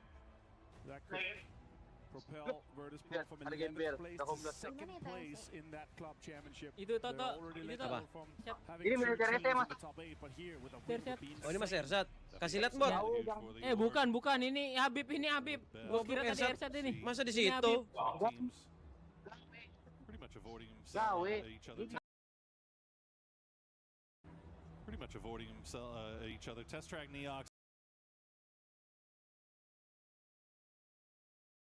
A little bit more luck here on Rondo. We'll see where the circle decides to go. It's going to go right on top of Zhao Tin. So very early start here. And Vicious, another team that's in the hunt, is right there dead center. Yeah, in the last game they were able to reach the triple digits, 101 points. And as you see here right now, Nixie is leading with almost 5,500 damage done. Beamy in second place. And Nixie is leading in the wall kills. Longest time survived, so he's really putting himself in a great spot for that MVP title. Soul's still trying to make an argument for it, though. Absolutely. He's right there, so Nixie... He's sniffing at the heels of him. He is. He's right there, so Nixie needs to hear those footsteps, because that's a pretty large prize pool chunk itself for that MVP award.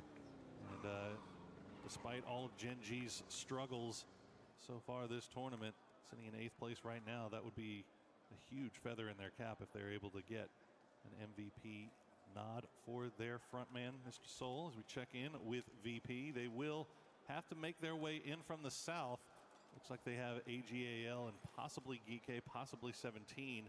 That will be kind of on that southern side of that zone. And you've also got Falcons just off to their southwest.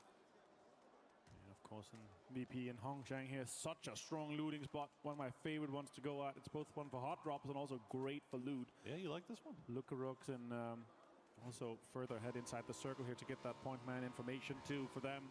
As we all jump over to Vitality, currently 7th place. 20 points shy of 3rd. It's very doable for this team if they're able to step up. What we've seen from Levante so far and the rest of the guys. We know they're able to clutch. We know they're able to win games. They just need to do it in one of the next 3 ones here. And with this circle being this central on Yao Tin, we could end up seeing a pseudo or even a full urban ending. And Vicious being this home turf team to be inside here, it's really difficult city to defend and really difficult city to win games from. So really interested to see how they're going to approach this one here. If they're going to take an edge on southern side or have a split on all sides alongside the edges of this circle here. Seen incredible things from Tycoon so far here, Power, and does feel like he's back to that 2022-2023 level that we knew and loved, and a little bit into 24. Do you think it almost might be worth for Vicious just to abandon Zhao Tin altogether and try to maybe move outside of the city to just off center circle and just take a compound that's a little bit easier to defend? If you would have asked me before we removed Land Roaster, then yes, because how everything kind of lines up. But with this being dead center, it's super high priority at the inside, and now Liquid's actually pulling up into Gen G. It's just Bean. And actually Bean, I think it was taking shots over towards Shadow Esports to get them to move away, and maybe Liquid seeing if they can trick Bean into peeking a different window, and instead they'll just pull away, go back over towards Purdy Curdy. They do have Shadow Esports still kind of roaming around. It looks like they escaped off to the north, but it looks like Shadow has found a compound that they're comfortable with. They'll stop down there, and maybe how far south do they want to go? They look how close they are to Vicious now. Vicious. They did kind of stretch out from the city itself, and they've sent Simon T and Powell up here. Powell not really in a support position. Simon T, yeah, he knows they're there. You can see him peeking just to see. You heard him? Yeah, he definitely heard him. Look at that though. No utility, only 2 first aids for him here. But he does have a 3 vest. But no utility, trying to fend off a team coming in on your ridge where it's extremely difficult to get anything out of. As we jump over to Liquid, they have over to VP, away from Liquid. They have a really easy entry for them to go past Yulin here and get deeper into the circle. Yeah, they're just trying to, of course, get as many points as possible to make sure that nobody gets close to them if we do go the full distance of those 6 games. They've kind of taken their time on this rotation, and as a result, AGAL 17, Geek, all the potential threats from early on have all moved in more towards the center. T1 also a drop from that E pickup just on the western side of Xiaoten as we check in with Gam. Get a little bit close to Shadow, but not close enough to be too much of a problem as they're able to claim this compound for themselves. And as much as Shadow has impressed in some games, it's mainly been Miramar they had success on, where they were able to take down AGL and get a chicken dinner. Now they are sitting in last place, not even close to the top 10. It's been rough, but you know, to be fair, making the final was probably about the most that you could really expect from Shadow. I mean, it's been a fantastic tournament for them. I mean, nobody really had very high expectations, relative unknowns, and they came in and they made the final when a lot of more historic teams with a lot, you know, better lineage, PUBG didn't. So you got to give them all the credit in the world here as we check in with AGAL, playing around those towers. Geek kind of moving around just off to their west. They hear the vehicles. They know they're close, but they don't have vision. And him is obviously always in that conversation. He's been far and away from anything that happened. 10 was ahead of him in kills. So is Tycon. He's on 16. Nixie and Soul untied on 31 kills. With one more kill, they're gonna double him as his kills here. Now we over to the glider off Kickstart, and Falcons have a UAV inbound as they're gonna be able to see the information coming in on all the cars driving just below them. Geek, he sees the cars, he has all the information being shared to the rest of the guys, and they're driving far behind him, so he knows exactly how to play around this. Gonna swing around just a little bit here, and he's got plenty of gas in that, just above 60% on the gas, so he's gonna have plenty of time for that. Definitely feels like Kickstart has taken a shine to that role as the eye in the sky for Falcons.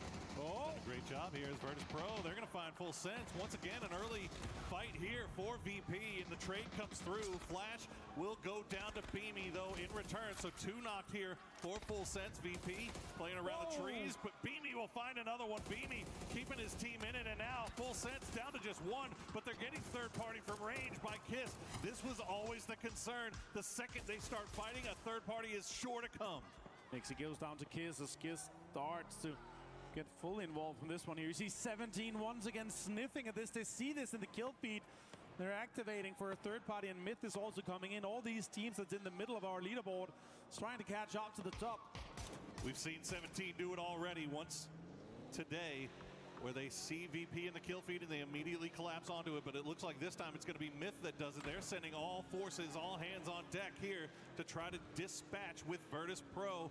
They're down to 2, but it looks like actually down to 3. Nixie able to pick up. Extracting him. Yeah, they pick up their fallen teammate. I believe that's, Nixie's the one who's knocked. So they're able to retreat to Yulin as, I'm not sure. I wonder if they were able to get the blue chip. They might be able to. No, they didn't get it. Lukaruk died as they were driving away from him, so I think the call from Luko was like, okay, Myth is coming in, I'm dead. If you can pick up Nixie that had more health left, would be way more valuable for them. Tanbo goes down to his own nade after he got knocked here, as Navi is now trying to develop this fight here with Gan. More cars are driving in here, and utilities being deployed towards the cars, and Boostic disengaged from that location quickly. Smart play by him. The young prodigy from Navi gets a headshot onto Cloris as well. More damage done, but he runs out of shots. Swaps to the SLR and tries to connect the bullets with 8x. Goodness gracious, Boostic almost takes him down. But the good news for Navi is that Gam does disengage off of that fight after Navi pick up one. So they do have this compound. It's off center, but they don't have to worry about anybody trying to third party their fight. They're so off. I mean, they're the most northwestern team, or northeastern team rather, that we have. So, but you can see already hopping in vehicles. They don't want to take the chance of somebody sneaking up on them and taking them by surprise. Sitting here with fingers crossed. Or so many teams inside Zhao Tin right now. It's crazy. I'm really having my fingers crossed here for a proper urban and an inside Zhao Tin. We've seen them so rarely because of the land ratio and how everything worked with all the pillars is just around. And as we see here, they're trying to maybe sniff out a Lukaruk's chip to get him rest. Yulin is close. There's a rest station there. Myth is potentially trying to deny it. Kiss is standing over here with a Dragonov and with an 8x. He has no extra bullet though. There's just 0 in the spare. Sure, he's playing AUG on the other gun here for the 5.56. Got plenty of that, but is it worth it for Myth to fully deny a potential rest for them? I don't know. It's again, Myth is super far down on the leaderboard. They need as many games as possible played, but they actually have a quite deep and central location already, and now they have hurt them left. VP is definitely trying to sniff out this blue chip as we see this next circle. Zhao Tin, please, guys. Can we get an urban ending? We do go close. I would say it's a 50-50 right now, but look at the amount of teams that's already posted up inside. Myth is full sending it. They might be greeted by all the teams already inside. There's so many teams in there, and as soon as Myth gets close, they all start opening up as Virtus Pro. Look at all that. Left correction in the blue. Yeah, look at the, I mean, look at the lines coming through. Hackatory, of course, Hackatory is going to get the first knock there. As where even is Hackatory? Is he in the city? I see the rest of Navi all the way off to the northeast. Yeah, they have one building east there and then like a small square setup in the store, a little bit more central inside Zhao Tin. A lot of teams on the edge here. They're trying to get ready to kind of leave that. Look at Rooks on screen here. Live from Paris for Esports World Cup 2026. And Virtus Pro on screen trying to, of course, survive the most of it here. And now Myth is playing the edge. After losing Jacob, their IGL, that they praise so highly. It looks like Virtus Pro might be going for it. I think they managed to retrieve Lucarex's chip, and now it is worth noting that Tigger has been hiding out in Yulin for quite some time here, all by himself, just eating blue zone damage. I wonder if he was possibly camping the revive station. They lost some of the players in the fight with VP earlier. I don't think he managed to get many chips. I think he just went there to try to go get some loot, try to get some heals so he can actually heal it off here, and he doesn't even engage on towards Nixie. He's a couple of 100 meters away, so it's not really worth for them. Now we have Liquid potentially fighting with Gen G here in the northern side alongside the ridges, and really kind of develops this fight here that Liquid was fighting on earlier with VC, and now it's a new team. Gen G is trying to pull off maybe a drive-by from being here, but setting up for a little bit of a bridge play here, trying to bait some utility potentially. Shots are coming in, it doesn't connect just yet. Just a little bit of damage onto the car. You can see on your mini-map there, Ferris from Navi also looking over in that direction. So Navi could be once again in a perfect position to third party here and collect a few more points. Remember, they have to hit that 136 point threshold to be able to then qualify for the win in this Smash format. They could break the dreams of Virtus Pro if they do so, but that is a tall, tall task ahead of Navi. We'll see what they decide to do here as we get an overview of Zhao Tin. Still very occupied. Lucarux now back in the helicopter, and will join up with the rest of Virtus Pro on the south side. Just seeing how all the teams are kind of developing here with Navi coming in from the north. They're engaging on to the location of Liquid, trying to pull up here. Shrimpsy finds Setsuna though. Some other teams are coming in here, and Lucarux coming into the city here could be him dying quickly. Boostic finds Cowboy for the flush here. As Na'Vi is engaging in the third party onto Liquid and the Gen G. Virtus Pro is wrapping right into Falcons. Falcons was a little bit split here. They had retreated to go back and claim their vehicles, and they get there right in time as Virtus Pro is driving past. The sprays come through, but the damage is just not landing, and Virtus Pro is managing to sneak through this. Will able to get to some hard cover for the time being and reset. See if they can turn their attention back over towards Falcons. But yeah, look at this. No damage. The chasing really came through, but Falcons, yeah, they're absolutely chasing this. Gustav going to send it right in the middle, but nobody is going to get hit. He's going to pull out, try to see if he can maybe find the shots, but Virtus Pro somehow gets to breeze right through that Falcon split. Absolutely amazing scenes here as we get a proper Sentinel Jouten ending. We're gonna be having some urban warfare here as everything is developing. So many teams engage with each other. Let's focus on some of the teams that's on screen though. Here Na'Vi, Liquid and Gen G involved with each other. Boostic finds Luke. More shots comes in. Boostic is low here as Na'Vi, the closest chasing teams, is low. Halo, last player for Liquid, just won a game here, but they could be finishing up. And now Gam has come up here to try to third party on this. No shots taken so far. They're just hovering around as Team Liquid down to Halo, but he's playing inside that pagoda. Looking around to see if anybody peeks their head. Boostic going to retreat in as he hears the engines come through. Gen G sniffing around, want to make sure they at least secure these knocks that they've managed to secure or get themselves. Grenade come through, but Halo on the other side. Stay alive for now. Another one well cooked will drop down. Will avoid Halo once again. It's kind of an off spot here. Now shots come in. There it is. Finds him. Gene stays engaged with this fight between Na'Vi and Liquid. No, Res could come in from Boostic. As Gen G's holding on to this edge here. That's a blue zone. That's a great blue zone. Might get some points here for the Liquid boys as it's being dropped from the top. Rel played. He finds him. Ferris might be able to get the rest on Boostic here as Na'Vi, even though they're down 2, they did get 4 points, but very unlikely to be able to get the 22 that they need. He heard the footsteps. That was such quick work there by Ferris to take down Halo, to take down Liquid. But now Falcons also have made their way all the way up north, and they're third partying Gen G, which might open up a little bit of a door here for Na'Vi. They're retreating to the east on foot. And I think they've managed to escape Gen G without them seeing where they've gone. You can see what Falcons is working with right here, not committing to the city just yet, although it looks like Gustav may be sending it in, trying to find at least a foothold in the north that they can then go to. As we check once again, it is 44 alive, dead center of the city, as Gen G will find Na'Vi in the end. They will take them out.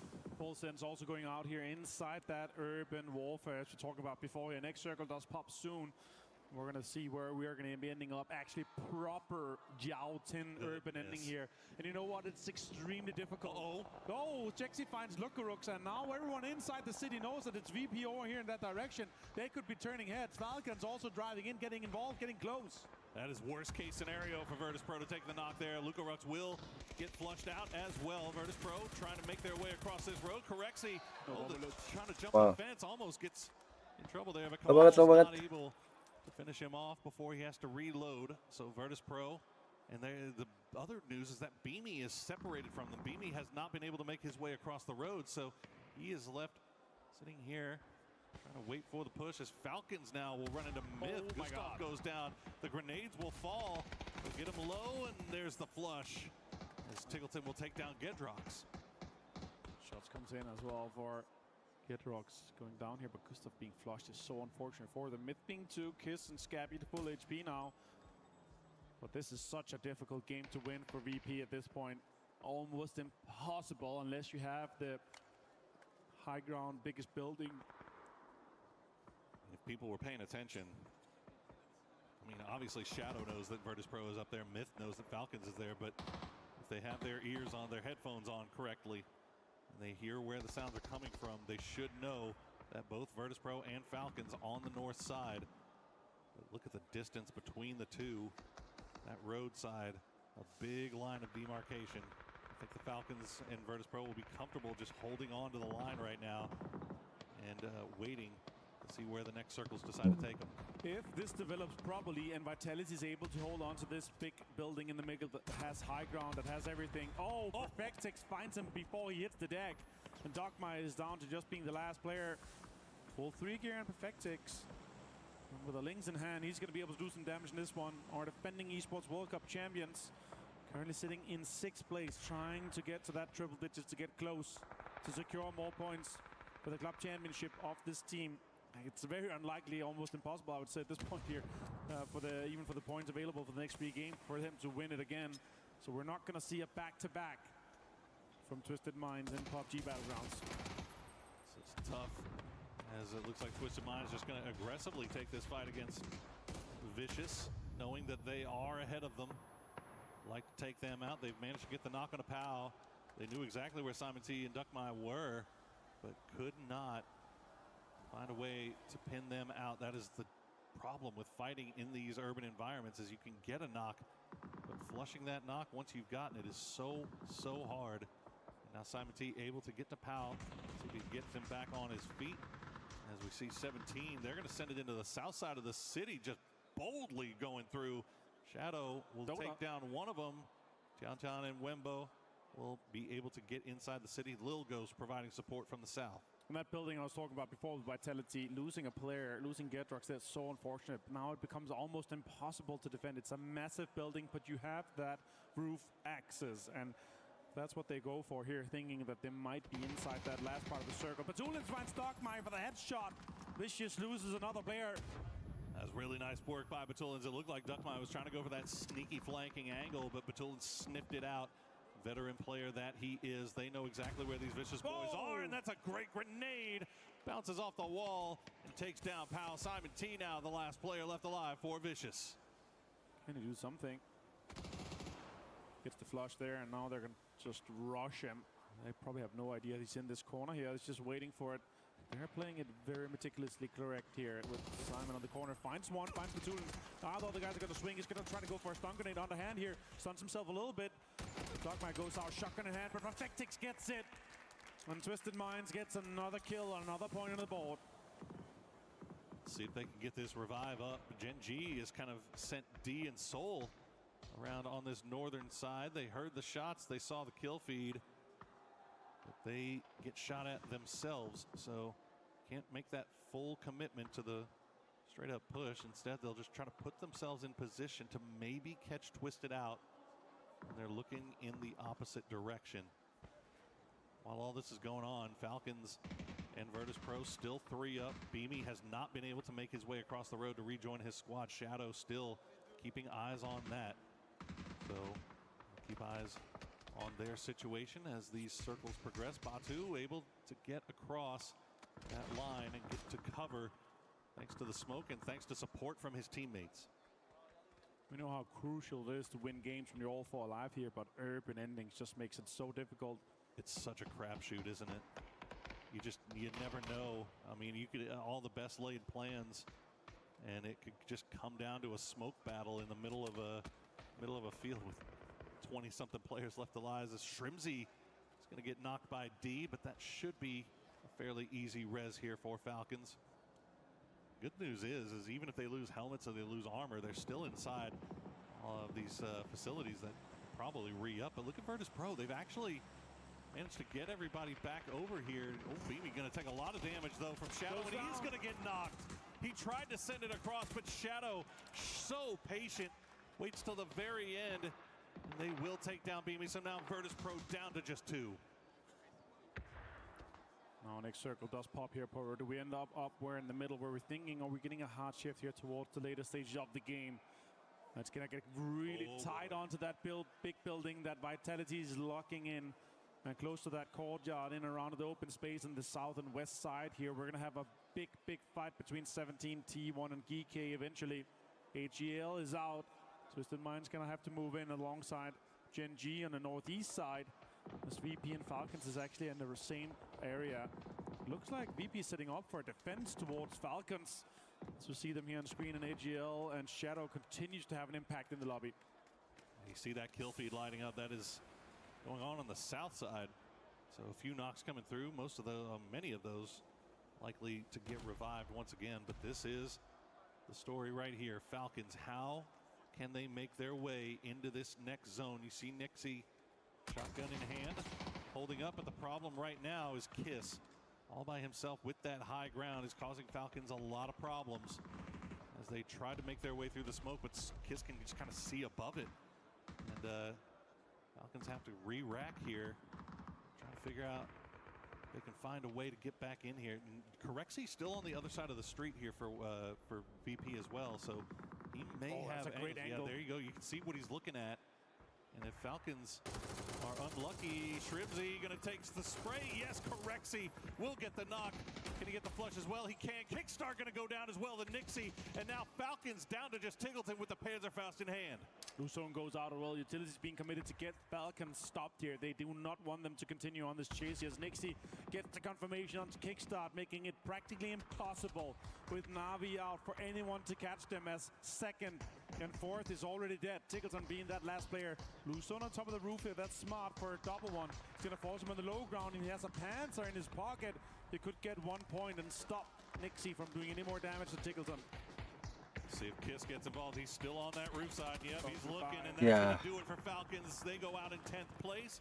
Now Virtus Pro know that they have lost all of the teams that are chasing them. They can play with a lot more freedom here. Scabby finds Quizzy. His Twisted Minds goes down in 9th place, making placement points activate here. Scabby having an impact vitality. They have that central location, and they are pushing it.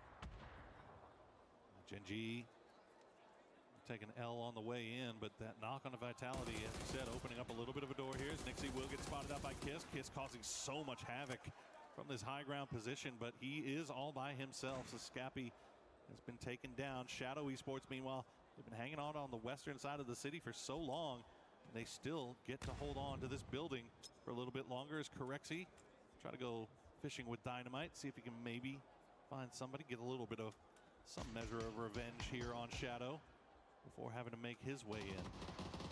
So a lot of the road that's in place is still here. The big corner of that building, the courtyard in the open here. So you really need a lot of smoke. So you have to hold on to that utility, especially if you have more lethals that could have such an impact.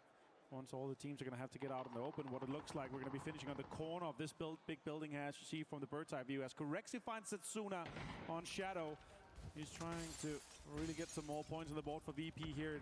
Looks like it's impossible for him to cross this without Shadow denying any single step inside. These points for Corexy really just putting the rest of the lobby on notice, right? Like, they know that Na'Vi is out, Falcons are out, VC is out. All the teams that were nipping at their heels. And Na'Vi, unfortunately for them, going out very early. So not able to really put too much of a dent. Oh, grenade. Oh, does 42 damage. Now he's going to have to start healing. Oh, that blue zone's taking too hard. That's yeah, he's so going to go much down. damage. Yep, that's going to do it for VP. But job done as far as they're considered. Now we cut over to Gen.G trying to hold off Myth. They will take down Kiss after Kiss was able to get the res on the Scappy. Let's see if Scappy can maybe return the favor. But Gen.G will have to get to salute immediately. And look at the building. T1 already inside. Vitality in here as well. Gen.G have a couple of players. Meanwhile, Shadow just gets a 5. But there you go. Nice grenade from Scappy. We'll take down Hallo, my bad. And that might open up a window here for him to make it in. Trying to get the close. Soul finds multiple of T1. He finds Raining and Type as they go down. The MVP race is still on, and Soul has a little bit more to say about it, but good grenade from EN will take him down, and that's going to do it for Gen.G, as T1 do lose 2 in the process, but they're up to 6 kills, and they're climbing the leaderboard. Almost a 4-way tie on 91 and 92 points. 3 teams on 92. Hello, my bad. Finds Scappy as Smith goes out in 6th place, and more placement points get deployed. Levante with a good ridge for this one here. He's going to be able to get the utility in for this hit. Oh! Nades caused 29 damage, not enough. Quizzy continues as Parkro tries to crawl away from this one. More damage is going to be done here. Just creeping around like a bug on the roof, but this is anyone's game here. 5 teams remain, 13 alive. City ending. The dot right on top of Quizzy, just inside the building. As we see Shadow Esports are going to lay down the smoke wall, trying to make their way over. Setsuna will go down. Park Pro Blue nipping at his heels. He knows that he's got Vitality looking directly at him. Try to pop up, take a shot, but he's going to go down to the blue. Handsy going to go down as well as Shadow has made a way in. Vitality, though, will collect points off of 17 Gaming. They're up to 9 kills. They're climbing the leaderboard, and they have a shot at a victory here in match number 4. So 3v1, can he do it? Ian with a shotgun. Gets one, gets one. Oh my bad. Dibantai shotgun. Only got 4 rounds left. At least secure the point. He will. Vitality still on the roof. End just waiting for them to drop down. Quizzy not going to go all the way just yet. Vitality would love desperately to get this victory. As End will wait for somebody to push down. He's going to jump down, and there you go. Levante will take him from behind, and that's a win for Vitality here on match number 4. Now that's going to push them into triple digits. It enables the chase on that second place. And Levante with the big brain play. He's able to take out the sawed off and jump.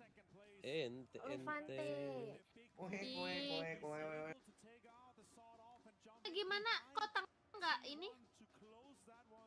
Sedih deh. Masih jauh lagi juaranya.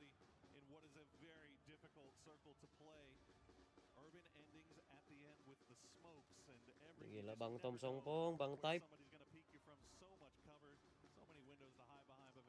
Cepet juga ini matchnya, itu sampai zona akhir cepet dari mana? Rame. Itu lagi OA semua itu. In the chase of that second place with Navi, Falcons, and Vitality. That's a 3-way tie for third at 104. Kenapa dia gak enak badan tumben mat?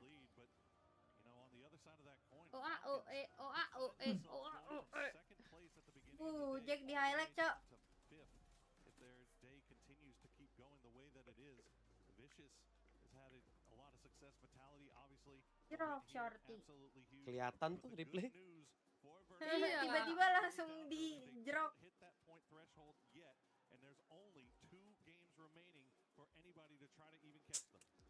Berapa match lagi? Kasih tau Bit. Halo JX. Ya, Morbidnya juga. Ini match sampai match 18 ya, kecuali VP-nya Chicken. Pilihannya 2. 2 match lagi guys, 2 match lagi. Oke, VP mati ke berapa udah kah? Masih sama gua. Berarti gua masih sama 12. Iya. 5 dah gua. Naik ya. Iya, melihat tadi zonanya. Ini harusnya Taigo lebih kacau gitu. Apa ini VP? Ya. Iya, VP rank berapa? Bilang. Lu berapa, Dros?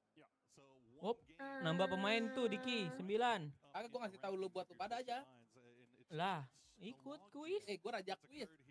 Lah. Aja jawaban gua. Lah, Kak, Dik, belum lawan Mr. Number kita. Belum Mr. Number, 5 hari win streak.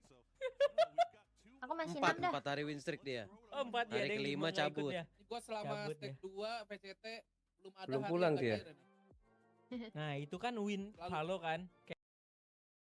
Kayak cuma 2 tim ini di 16 tim. Lu bayangin. 16 tim win streak Dik. Itu udah wadaw. Pertanyaannya apa dulu? Win rate dia 80%. Estek berapa? Misalkan stake berapa? 5 kata dia. Kena. Terus kan gak terima ya yang ngasihnya. Dipilihin aja, gue pilihin tuh hashtag 1 juga SE-nya. Udah anjing gitu. Kalau gue lebih dewa, gue waktu itu pernah main ini tuh, kill, dead, assist. Misalnya 4 second. Nah gue bener-bener 3-3 ya. 18, 16, 5. Nah. Oh 2 juta itu, nilainya 2 juta. Itu lebih gila itu. 2 juta. Walaupun 1 player ya.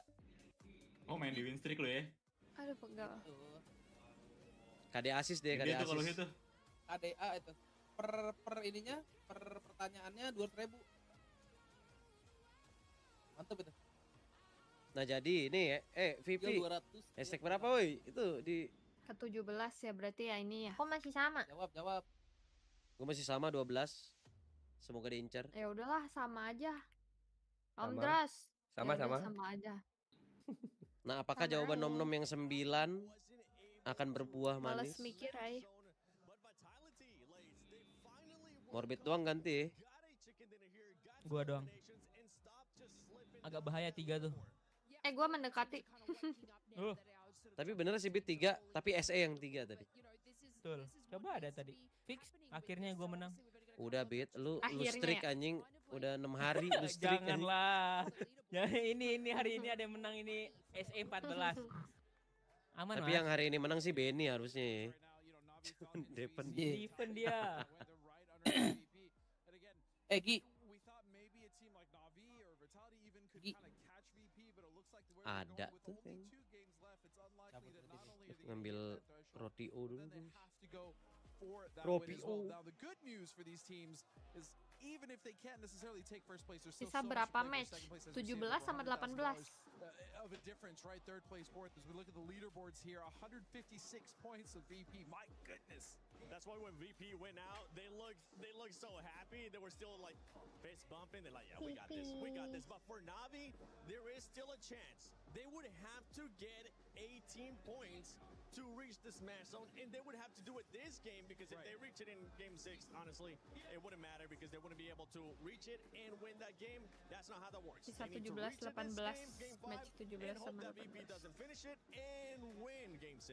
Yeah, I mean, it's I said it, they had to do it last game, so this is going to be like a little bit more detrimental for them going into this. But look, to get that amount of points, and especially the way that I guess all other teams are sort of trying to get that positioning, it's probably not going to happen for Navi. But man, I thought it was so close for VP right at the top there. That when they got the reviver Cuma on di M Lucarix, doang I anjir. was like, yes, okay, and they were able to make that rotation. Tapi Mortar past the Falcons hari ini sih into tidak such a good se position in zone. gong yang But pertama ya. Kacau Day kemarin. sort of all fell short there when other teams were sort of Day pushing 2 into juga there nggak as well, se but then again, gong they day were able to sort of 1. take out the Day Falcons 1 just as a udah paling duo. gila, That was Mortar, like a Panzer, bom. three-man team, so like the firepower on Oh, VP ini shotgun is SE. completely unstoppable. Yeah, and we saw it in the last game as well. They kind of Tamat took out lah. Navi towards the end game. Now they're doing it to the Falcons. So even though Pantas they're mati not dia securing angle their kanan win, terus with Iya, dikejar angle zona. kanan, Jadi gila. dikejar they're securing the zona. win, they're just making sure the teams Oke, underneath bagi them are not even 6, getting to 1. get those amount of points they need to get, you know, even within shooting distance of VP.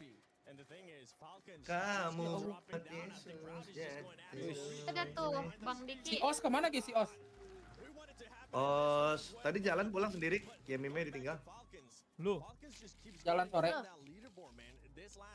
Enggak pulang dari jam berapa tadi? Yeah, I mean it's Lupa.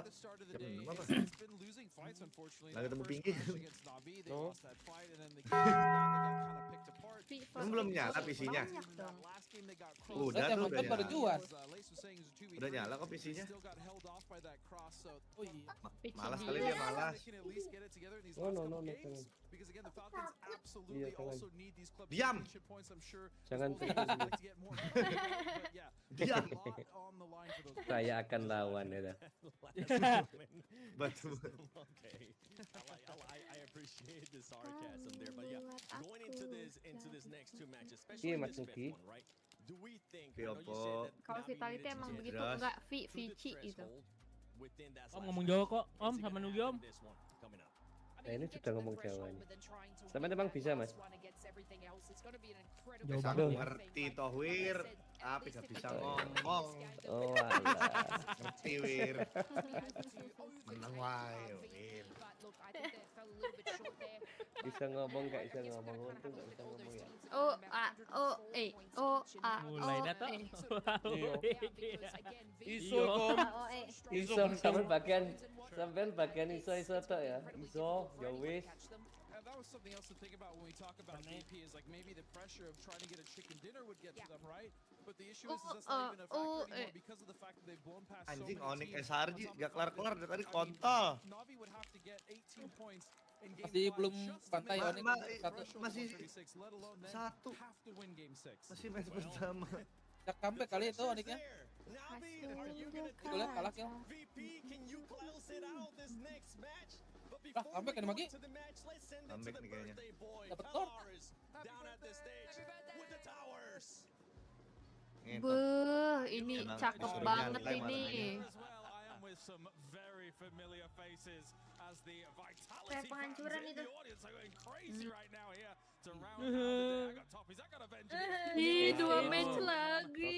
City finish. Punya ST, punya Agal udah pasti Balapnya dihancurin nanti, nggak apa-apa. pipi. I know you were casting it, and I'm sure you were losing your mind just a little bit. I had to run my way down here, and after it's just been screaming my lungs Tanggal out. 1 kok lama What a way banget to ya, get nunggu that gajian game dulu ya. I was hoping for us, crossing my fingers. Bab, And also, gajian it's kah? extremely difficult to win some of those games. Vitality being able to lock that central spot down. Yeah. What a way to do it from Levante too. Honestly, for me, the biggest Sama lagi nunggu gajian. was VP because there was no one who was going to come away with a super powerhouses from that, Ha. right? So they were stoked. They got inside. They caused trouble, and you can hear the Vitality fans, James. And I think there's a good reason for that. It has become an insane three-way race there with 104 Lemes amat points itu. with Falcons, Vitality, and Vicious right on top of each other, but so close to Na'Vi that Na'Vi has to now decide: do we go for the long shot Cinderella story, or do we defend our Navi, position? The funny thing is, Navi. we're talking about it in the backstage, right? The fact that this Na'Vi roster, actually, when they are functioning at the very highest level, sometimes you see them functioning at a higher level than Virtus Pro.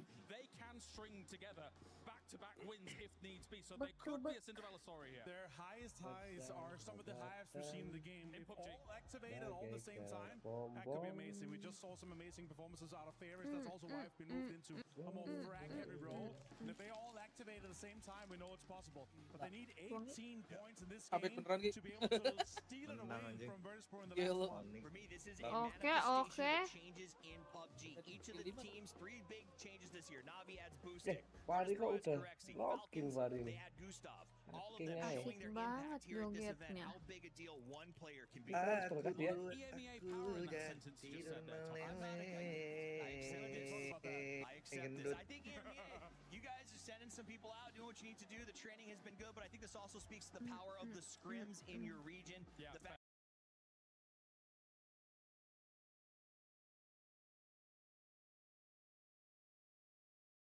something insane happens, nobody's going to be taking this away from VP. But as Toffees mentions here, Avenger, with so much money on the line elsewhere, it becomes so precarious to try and hit Virtus Pro where it hurts, or hit challenges to get second place. There's hundreds of thousands of dollars on the line. They are, and there's a 3-way tie on 3rd, 4th, and 5th place and 104 points. We're talking $100,000 difference from 5th to the 3rd place. So everything's on the line in the last 2 games. All right, thank you very much, gentlemen. It is time to head to the penultimate game here as we get it going. So without further ado, let's head to the commentators. I love PUBG esports. We've got a ton to look at in this last game. Can VP take the chicken dinner, close it out? Can Na'Vi get the points they need to break the threshold and maybe steal it away in the last game? The 3-way tie with so much at stake right now. Hundreds of thousands of dollars, prize pools galore that we're talking about, but let's not forget the club championship.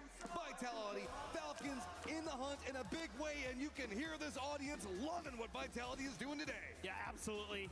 That game got the Vitality fans fired up. It got the drums banging there in the stands. They have been non-stop since that one, and you love to see it. So we'll see if Vitality can continue on this warpath, or if a team like Falcons, like Na'Vi, is going to be able to start running away with some more points to give themselves a better chance at something. And again, it basically needs to be back-to-back wins for Na'Vi to have any chance to shut Virtus Pro down. Falcons need to find something, man. It has been an absolute miserable, terrible day coming up from them. Everybody is now just coming up tied, nipping at their heels back behind all of this. So much opportunity for everybody else, as it feels like Falcons have sand slipping through their fingers as every game just can't find anything. Oh, yeah, it is. It's just one of those things where, for some reason, today it just hasn't been clicking. You know, their team fights have looked a little anemic. They haven't really been able to get those moments that I'm used to seeing them, where they're, even though they're running around the edge like they normally do, they're not able to find those moments, the third party to capitalize. You know, a lot of teams have been kind of putting them into bad positions, being really diligent about watching their flanks themselves. Everybody kind of tightening the screws here for the final day.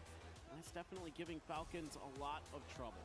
It's all about superstar time. Circle pops real far down to the south. The entirety, southeastern 50% near on entirely open except for Myth over there. Got Shadow going to stretch over, but as I was talking about with superstar time, whenever we look at VP, Na'Vi, Vitality, Falcons, VC, there's a lot on the table for that. And let's not even forget, just a couple of points, with that 3-team stack in 3rd place, DK and T1, as well as Gen G, have now started nipping at the heels. Gen G is managing to find a way to really turn this around. These squads are only about 10-ish points away, as well as Twisted Minds, from trying to get into that third-place position. Yeah, and it's really important just to get up into 8th place, so you get at least some, club championship points. So for Twisted Minds, they're 1 point behind Gen G.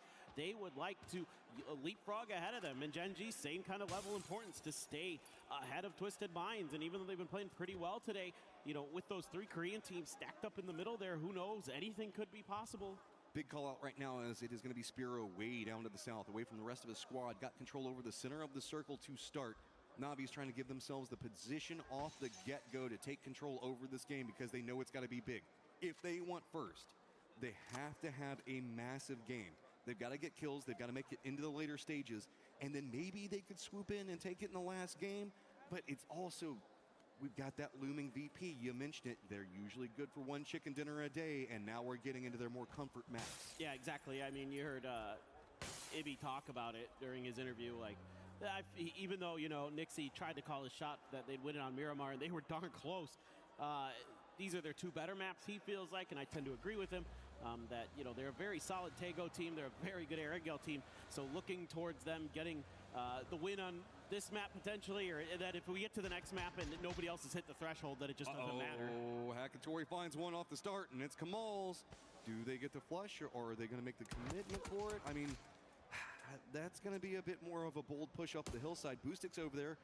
Remember, this is going to be Feyris coming in back behind it all. This was that center control position that we saw a second ago. It also has supervision over the res beacon, so it gives you an opportunity to go for a couple of kills as people are going for reses. Kamal's does get thrown into the car, and it looks like Shadow's going to try to get away. I don't think that Spiro can get on top of the hill in time to get the vision, and that was almost 1 more point for Navi when they needed more. He didn't have the comfort there to rush out of the compound to go for the grenade throw. Yeah, because the rest of Shadow was over on the other flank, so they would have been able to cut him off if he had tried. So well positioned there by Shadow to keep their player alive. And Navi, everybody else in the lobby, going to be very happy that they're not able to claim that point. As, again, it needs to be 18 points in this game alone for Navi. Just have a shot in the final game. That's what they need here on Tego. We're probably not going to talk about VP for too long here, as they don't seem to make an entrance into the circle until about 2 or 3. They're trying to avoid all that center jockeying for position firefighting. Then they just watch, figure out where the firefights are, and then they just kind of squeeze their way in the right angle of approach time and time again. It has been costing them one player, often Lucarux, and they rotate early, so they've been coming in as a 3-man in the later stages, but they're still getting into that late stage time and time again to make sure if this comes down to points, they got tons of space to work with. No, for sure. I mean, it is kind of the name of the game right now. It's just trying to get there. We already saw that Team Liquid doing some damage early. Now, thwarting POW. It's been a bit of a slow roll today for VC as well. They haven't had as bad of a day as Falcons, but it hasn't been the best, that's for sure. They looked confident and aggressive early, but since then we've been kind of not hearing much but whispers from the Vicious team as they are just going to try to reroute, go a little bit wider of Liquid. So for Liquid, kind of job done here because you're able to keep VC from cutting out of your rotation path. Navi's got that 2-2 split, center of the circle, feels pretty good. They just shoot away Shadow a moment ago. Myth is going to be down to their southeast.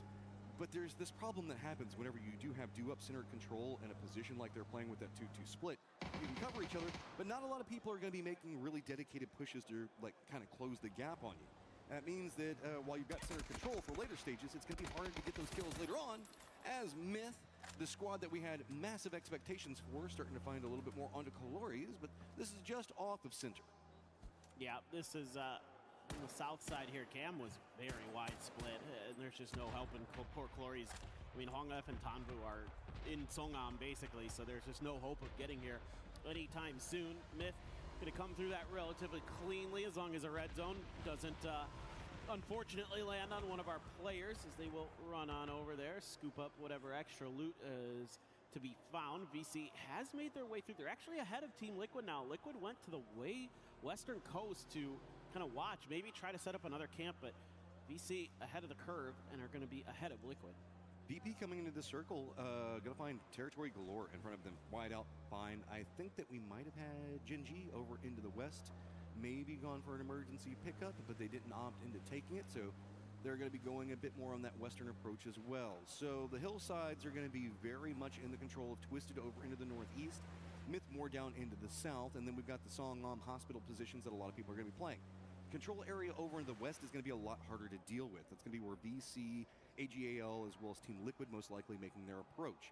That's going to have a nice setup moving into Hosan that's pretty flat. So whenever we look at the hillside positionings for Full Sense and T1 like we're talking about, they're going to have good control on angles of approach for these squads, so it's going to make them have to take a much longer route, maybe even down to Songam in that general vicinity.